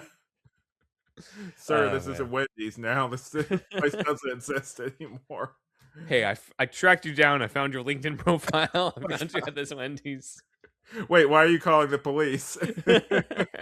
I don't understand. Yeah, I'm just using my Batman detective work. No, I was proving you wrong. See, it's this whole thing. Yeah, I'm not weird. It's all for my podcast. Yeah, come on. Just tell me I was right. Yeah. Oh man, speaking of excessive behavior, Punisher. We're gonna get to the part that you like too, where Punisher defends Shake DeFranco, telling him he's more of a man than you'll ever be. Yeah, DeFranco. So that's a cool moment. And then Shake gives him the weapons, including Kevlar armor and the white skull spray painted on the front of the body armor, which is what is basically made it into the final script with Robert Mark Kamen. At least I think it's the final script. It's at least in the comic book adaptation, like we brought up in the previous episode. But, it ends up becoming a big thing in the other adaptations of Tom Jane, Ray Stevenson, John Bernthal. They've got this skull spray painted over the body armor. Right now, I'm actually pulling out my issue of Punisher Year One because they incorporate that too. In that's where they get it for the Tom Jane one, because Punisher Year One was kind of the main thing that they were basing it off of. But this is the look. This is the skull things created on it. Yeah. So this is from Punisher Year One. Netflix one kind of did some. We talked about this earlier. Did something somewhat similar too. Yeah, because it's got the war paint, like what Bernthal wears in one of those episodes. He's got a similar haircut too. So I think that's all comes from Punisher Year One. But I'm forgetting. Does it say that he like yells at one point, like Punisher yells, or am I thinking of something else? He yells what? I thought he yelled like a lion or something, or maybe I'm thinking of something else I read. We'll have to go back. We'll cover that in the Patreon. Yeah, I might think of something else. The reason why I thought about that is like if it is in that script, it reminded me of John Bernthal, where he's like, whenever he like runs and like tries to kill someone, basically. Or he's just like a fucking like uncaged animal or something. Yeah, I'd have to look in the script again. Like maybe it's there. And this one, he's holding him. They're holding hands, like he's holding him close. It's like, hold me, I'm scared. This is a whole other version of the Punisher 89. Yeah. Franco takes issue that Punisher's unarmed as well before Shake gives him all the stuff. But he's not completely unarmed because he arms himself with a samurai sword and a short sword, a katana and a wakizashi. Again, going full samurai in this, which he doesn't in the movie. But this is kind of, again, that lone wolf and cub influence. And fun fact is the idea of using both the katana and the wakizashi, doing two swords, comes from Miyamoto Musashi, who, of course, real life historical figure, but my manga is about him. So there's a connection there with Musashi with all this. He uses swords on all the other men, while Franco uses an Uzi. And during this, they kind of have an exchange in the elevator in the movie where he's just like, there's a limit to revenge. And Castle says, perhaps I haven't found mine yet. And in this one is different, where he says, how come you never came after me? Which makes sense, right? Like he's gone off, he's killed all these people. How come he didn't go after Franco? And Castle says, every moment you've lived in fear has made my life worth living. I like that moment. That was good. Oh, good. Yeah. I could totally see Dolph say that too. Oh, yeah. Well, when you said, like, I haven't found my limit yet, I thought he was going to look around and say, Punisher has no limits. Yeah. But you do, sir. Yeah. He could do it. He could pull it off too. They could do that. They could say that. He turns into his butler later. Like he gets him all fixed up. He's in the sewer. He's like handing him food and everything. What should I do, Shake? Endure. Put on some clothes. Jesus Christ. Sake. Yeah. We have to share this space, This is the hobo version of the Dark Knight. Yeah.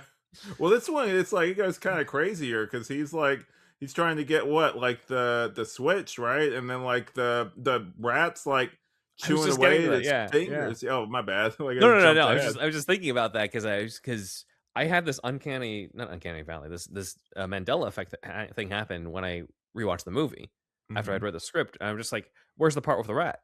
Yeah. Doesn't he shoot the rat? And then I was like, wait, it's not in the movie. It was in the script. I think that's how visceral it was for me when I first read this. It would have been like a good setup payoff though too when he gets that gun because like he doesn't really use it after that in the movie as far as I know. He uses it to set off the explosive. Okay. Then So he yeah, but does like use it, but it's the other different. version's better though. I like Yeah, the with the rat. visceralness of it. Yeah. Yeah, it's a little bit more frantic, yeah. Yeah, I think so too. Franco, of course, betrays Punisher and leaves him for dead among the Yakuza. So Franco betraying him already happens before they even get to Tommy in this version Yeah. of the script. The three ninjas are the ones he has to face as opposed to the daughter. And Punisher says, now you will be punished. Yeah, nice. Love it. And then this is how Yakin describes it. I had to note this. It says, it is an amazing, enthralling ballet of violence and destruction, the greatest 3-on-1 fight of all time, as the awesome combatants, more forces of nature than human beings, slash and beat each other across the room. What do you think about in scripts and stuff where they describe their action scene or like something they do? It's just like it's unimaginable, it's so good or something. But like, all right, man, like hey, like hey, just just write the thing. I feel like it's less arrogance and more of just instilling the feeling, right? Because Yeah, of what you want to see.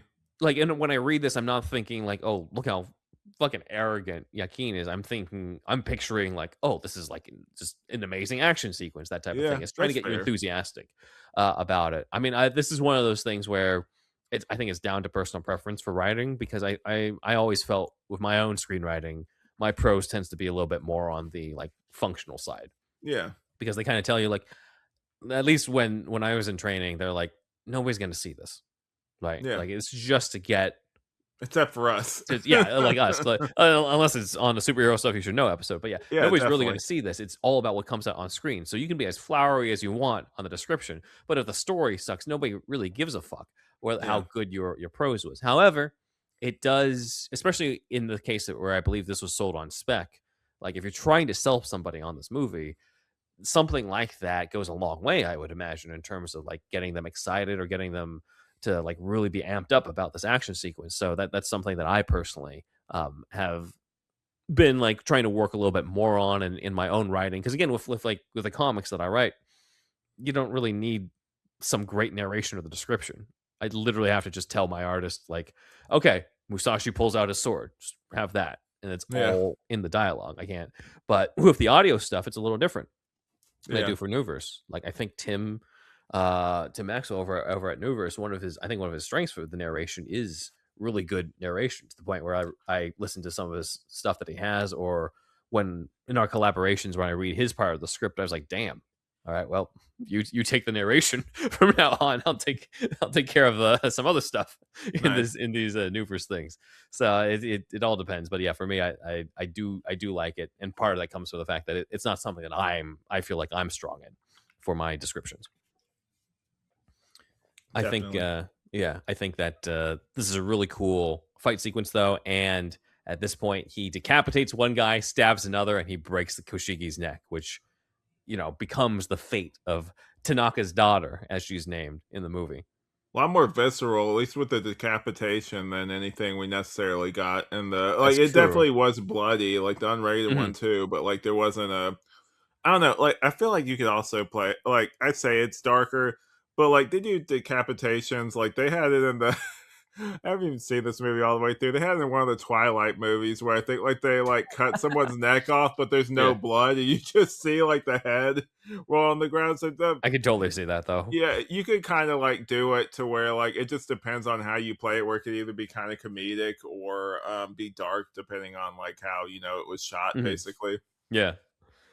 Yeah, but it would have been really visceral and really cool. It Oh, sounds yeah. like a cool action sequence. Definitely. Then we get similar stuff that we get in the movie. Tanaka goes down. Franco attempts to kill Punisher with an Uzi. in this version, because it was always, we see different versions, right? Like the work print one, it's literally he has his back, Franco has his back turned, and Punisher stabs him. And then they turned it into more of a big fight in the final version, which I think we prefer the most. Yeah. Right. Like it feels more satisfying that way. In this one, it's almost like a Western standoff in terms of who's quicker. So Punisher is faster and shoots him between the eyes.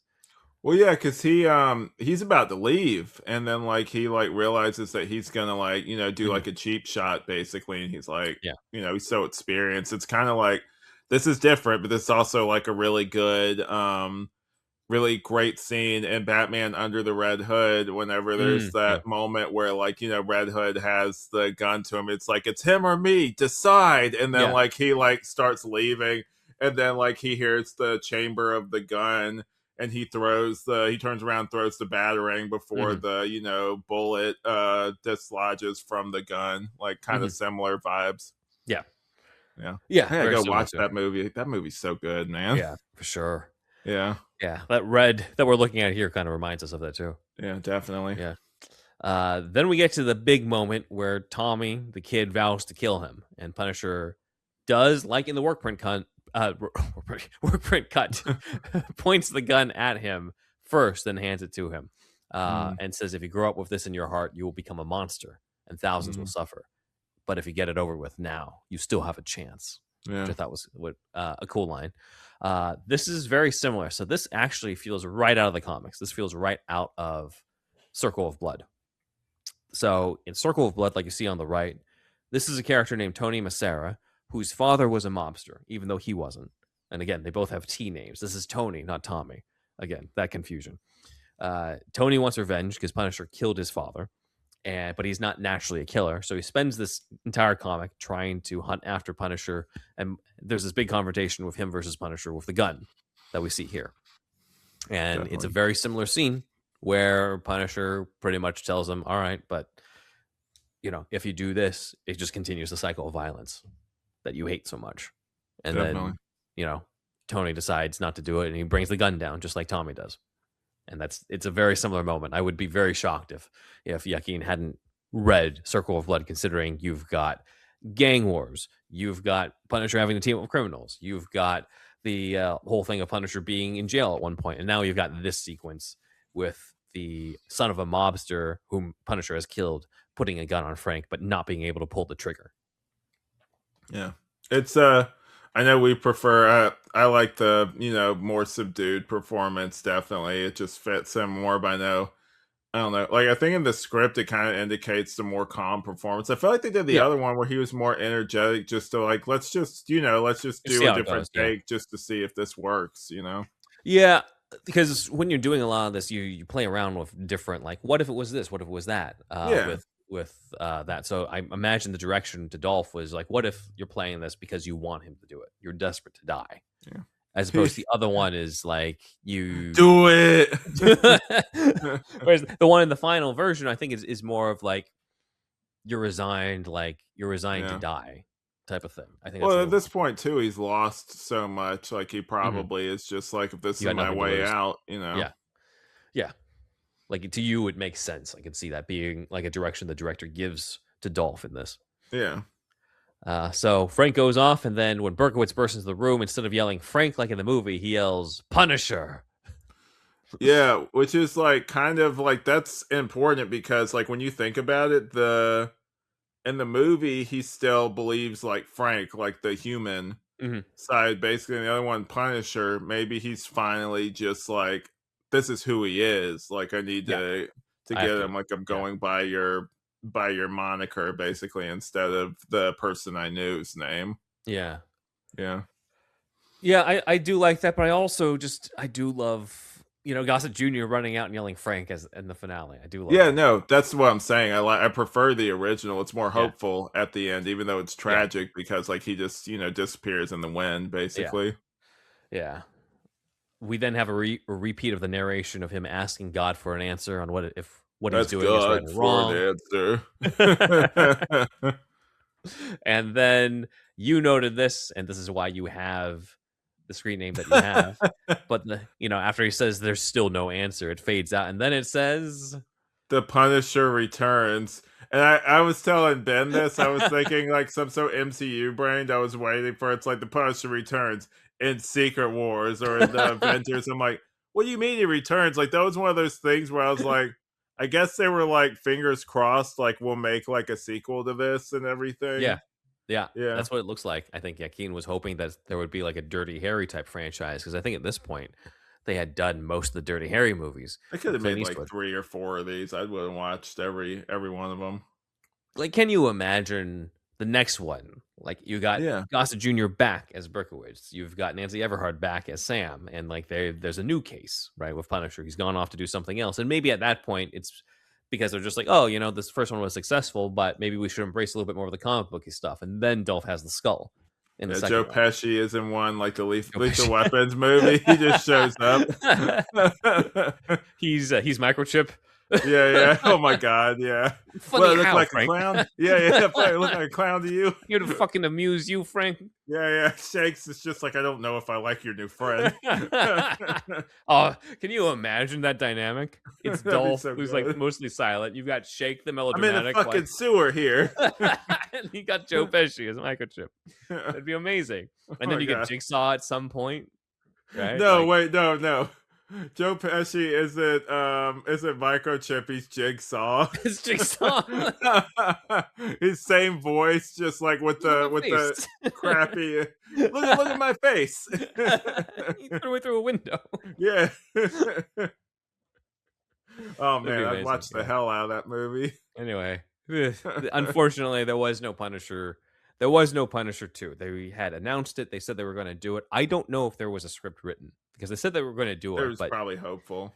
they were hopeful or something like that. It could also have been like they announced it, but they didn't have anything at that point. I which mean, they is do very now, possible. as you know, they make a bunch of movies. Hollywood, modern Hollywood is like, well, we have the title of the movie. Do we have a script? Kinda. Like we'll just start filming and see what happens. Yeah, exactly. especially in the comic book world. Yeah. Oh my god. So yeah, this is the script definitely more comic booky, but again, I don't want it to make it seem like this is automatically better just because he has the skull and we had a couple Matt Murdock cameos. Like a majority of the movie is still here.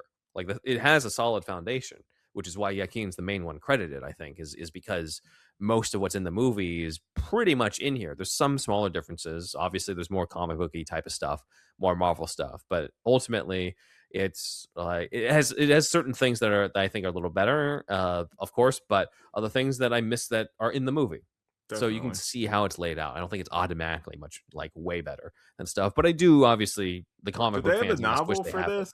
I don't think they did. But they did have a comic book adaptation, which we will go over in the Patreon episode because that is the only time you're going to see the '89 version of the Punisher in the skull officially. Outside of that, I know in the Patreon we also talked about the that podcast that had Dolph Lundgren on that put him in the skull shirt and did some photos. Yeah, that was really cool. So that was cool, yeah.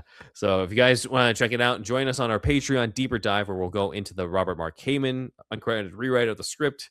If we're able to, that'll be like next week. So we'll see if we have time to go over that. But we can go into that and the comic book adaptation of the movie where you get to see Punisher in the skull, but also nobody from the casts, none of their likenesses make it into the comic. They all look different.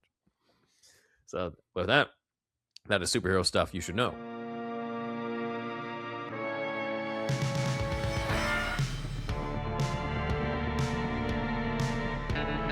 Big thanks to Dan, our producer and editor, for editing this, for providing the visuals for us, and making this show what it is. We would not be able to do this without you, Dan. So thank you, Dan. Yep. Let's go into a few announcements and plugs, starting with your stuff, Alex. Tell us what's going on with your other podcasts. Oh yeah, so pretty soon, with flashbacks, we will be next month. So like we're heading towards the end of season 2. So like next month, we got 3 episodes left to record after we finish up this month, and then Ben is going to be on the finale for that one. And all I'll say right now is I have a little surprise planned for that episode, so stay tuned. I'm not going to say what it is. I think even I'll say this here. even Ben and Brady won't know what it is until we actually record the episode. Like Really? during recording, I will reveal what that surprise is. Oh man! All right, I'll form some theories in my head. But anyway, and then Review More Girls will come back. They're taking kind of a break, but summertime they plan to record a lot of their episodes. So look forward to that soon. And my other podcast, we're working on some stuff. I'm just going to kind of keep it vague for now. Ben? Cool. All right.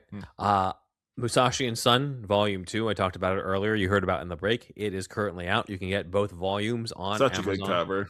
Thank you. Yeah. All thanks goes to Ira V, who does the art, and she's fantastic. And I'm looking forward to working with her on the next one. Shading is gorgeous on that. Oh, yeah. I'm also back as the voice of Batman in the Arkham tapes for Oracle. We have this thumbnail for this, and it shows how Barbara became Oracle in this universe and the horrific things that had to lead up to that. And you'll hear me once again before the season closes coming up.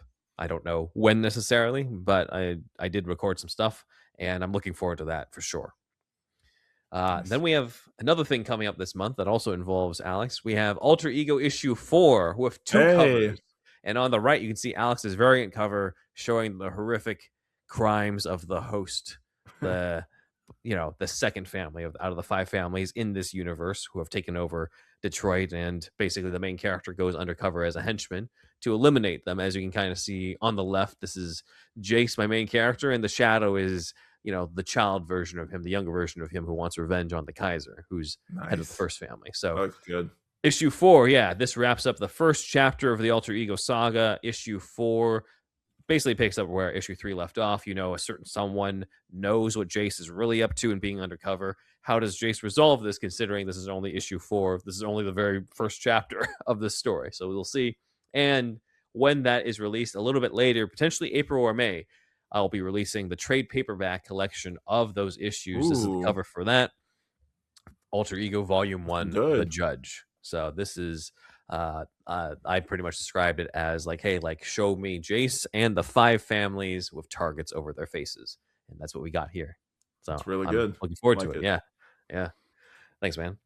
And then for us on Superhero Stuff You Should Know, our next Punisher episode, we're going to shift into the next installment of Punisher. Though, of course, we do love the 89 one, so maybe we'll revisit it at some point. But at Cinephile, we'll be screening Punisher 2004, the extended cut. This is the version with Tom Jane as the Punisher. And it is a longer version. It has an extended subplot featuring the character of Jimmy Weeks, who you see on the bottom right. He's a character similar to Jake Berkowitz in the 1989 1989 Punisher movie, where he's, again, Frank's old law enforcement partner, his old friend from the military. But he takes a much different path, a much darker path that makes him involved with the origin of the Punisher and the deaths of Frank's family. So he's played by actor A. Russell Andrews, and he's kind of the main star of the extended cut because all of the deleted scenes that are edited back into the movie are revolving around him and his character. Nice. And we're very grateful that A. Russell Andrews has decided to become part of the show and will be joining me for a Q&A at 8:30 at Cinephile on Thursday, April 2nd, where we'll discuss the film as well as what's also featured here. You have the option of an animated storyboard sequence that is set during their time in the war, set at Kuwait. It's animated. I gotta check that out. Yeah, the voices have Tom Jane and A. Russell Andrews as Frank and Jimmy Weeks, and the art for those storyboards is from the king of Punisher covers himself, Tim Bradstreet. He did the art for that one. So we're going to screen it where you'll see the prologue first, and then it'll go into the extended cut of the movie. So I'm really looking forward to this one because out of the movies that we've done with Cinephile, this is the one that had the most impact on me when I was growing up, because the others that we've done were ones that I kind of discovered a little bit more when I was older, or in the case of Captain America, I'd seen it once. Mainly had that impact in terms of the sympathetic villain thing, but this one had a bigger impact on me in 2004. So I'm really looking forward to this and meeting Mr. Andrews. Okay, and that's it for announcements. Let's go into the comments. So I'll read this one off. It says, she is not taking questions, she is making demands, says Logan, about Lady Tanaka herself, Kim Miori. Thank you, Logan. Logan is a big contributor to us. Probably, if there's a man who knows too much about Punisher, it's probably Logan. He's read a lot more Punisher than me. So maybe he can provide some other insight into some of the stuff we were talking about. I'll have you take this one. This is actually from Drew Griffin, one of our other supporters. Venus Head Trap 2. Back for cool username. Back for my third listen. She has a great voice. Nice. Thanks, man. Yeah. Awesome. So that's great. So very much a fan of the show. Drew comes to a lot of our cinephile stuff, so he was there in the audience when we were interviewing Kim for this. So that was great. And then we got Ruben, our friend there Ruben. He's back. You were waiting for it. You were waiting for it. You thought I might have missed it. Maybe he forgot to post, but no, he did post. All right, here. As always, down. I'll read it this time, I guess. But yeah, as always, no. I want to read it. You want to continue the tradition? Okay. Yeah. I gotta do it. So, as always, thank you guys for the shout out, and also thank you for answering my question. How it's actually, I was going through some of the episodes. I already saw this comment before. Oh yeah. So, how interesting it would be if Marvel did a continuation of Raimi's Spider-Man movies in comic book form that takes place before the events of Spider-Man No Way Home. Something similar to Batman 89 comics. That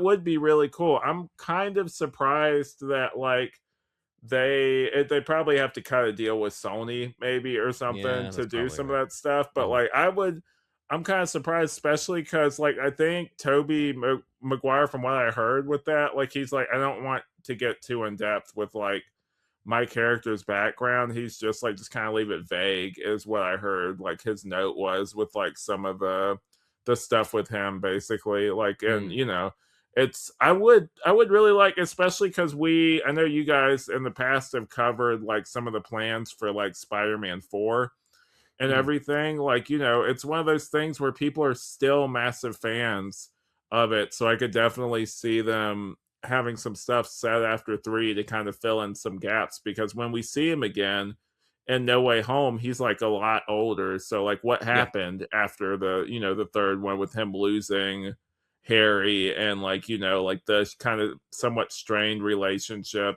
with Mary Jane after that stuff happened. There's some good drama to mine in there. You also still have Connors. Yeah, there you go. Right. Yeah, he was in I have the MTV Spider-Man. They have a lizard episode in that. Oh yeah. Yeah, I need to check that. There's commentary on every episode. I look forward to listening to that. Yeah, they I don't know when they recorded it, but there's one funny part we're talking. I think they kind of know they only lasted one season. It's oh yeah, can't wait to get to this in season 2, is what they say. You kind of tell, I think they know that we're only lasted for these episodes. But yeah, they get some good stuff where they're talking about just limitations with the technology and how they had to kind of rework certain things to make it work first. They said a shoestring budget and everything. It's kind of interesting to hear them talk about it. Yeah. Huh. Yeah. Highly recommend it. Spider-Man, I think it's called the New Animated Series. There's a special edition DVD for you guys out there with all the episodes. Originally, it was supposed to be kind of to fill in the gap between the first and second movie until they kind of scrapped that later. Yeah. It's always interesting when they have those sort of tie-in things, but I feel like they never quite work because that one hand is always doing something different from the other. Exactly. And it's just okay, are we impeded from doing this one thing because you're doing this other? Not just in terms of villain choices, but also just storylines of where to take the characters. So it gets complicated. Definitely. But yeah, I would totally be down too for a Raimi Spider-Man comic series, and continuing what happens after 3 and getting to actually see that version of the Vulture, see that version of how things could have gone with the Lizard and Black Cat, and maybe other adventures too. He would have done a great Kraven. I could see definitely Raimi doing a really cool Kraven story or something that kind of fits his aesthetics a little bit. Yeah, I think so too. Yeah. All right, let's go into the finale. Give us the Patreon names, Stickley. All right. All right, here we go.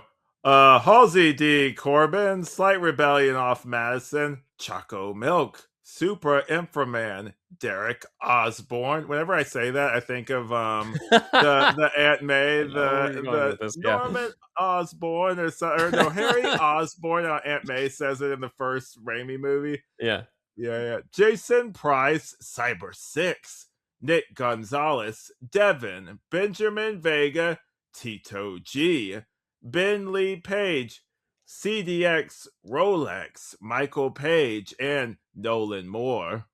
Nice. Oh, he's back. Nice. Yes. Yeah, cool. Welcome back. Other supporters, too. Thank you, guys. Other supporters, too. Matt Herring, rest in peace. Leander Nicholson, Logan Wood, Newverse Media, Triple Threat Comics, The Bat Feed, Aaron Quinn, at Prof. Ishikano Batman, Rob Ailing, Robert Schumann, Sparkageddon, Cookie Noms, Elijah B., Shamrock Balls, Ian H., Walter the Wobot, John Wells, Rye Guy, Jackson Putnam, Tway N., at StageBat, at W.Media, Paul G., Sean Willits, Ruben A., whom we heard from in the comments, Yeet I., who was in attendance, actually, at the Punisher 89 thing, Mine Kidzag, Cole Watkins, at Ye Old King, _ Creative Sparrow, Drew Griffin, who had a comment earlier, and Neil over at 1995 Batman, Cinephile Video, of course, Tyler Sandifer, and Evan Z. So thank you, everyone, for your support, and join us at patreon.com/superheroSYSK, where we'll have a deeper dive, as you heard, on Punisher 89 and the comic book adaptation and potentially the Robert Mark Kamen script. Nice. And with that, I believe that is superhero stuff you should know. So we want you to do us a favor. We want you to tell all your friends about us. I want you to tell all your friends about us. And if you don't, we'll be waiting. I'm Ben Wan. I'm the Punisher. And this is Punisher Stuff You Should Know.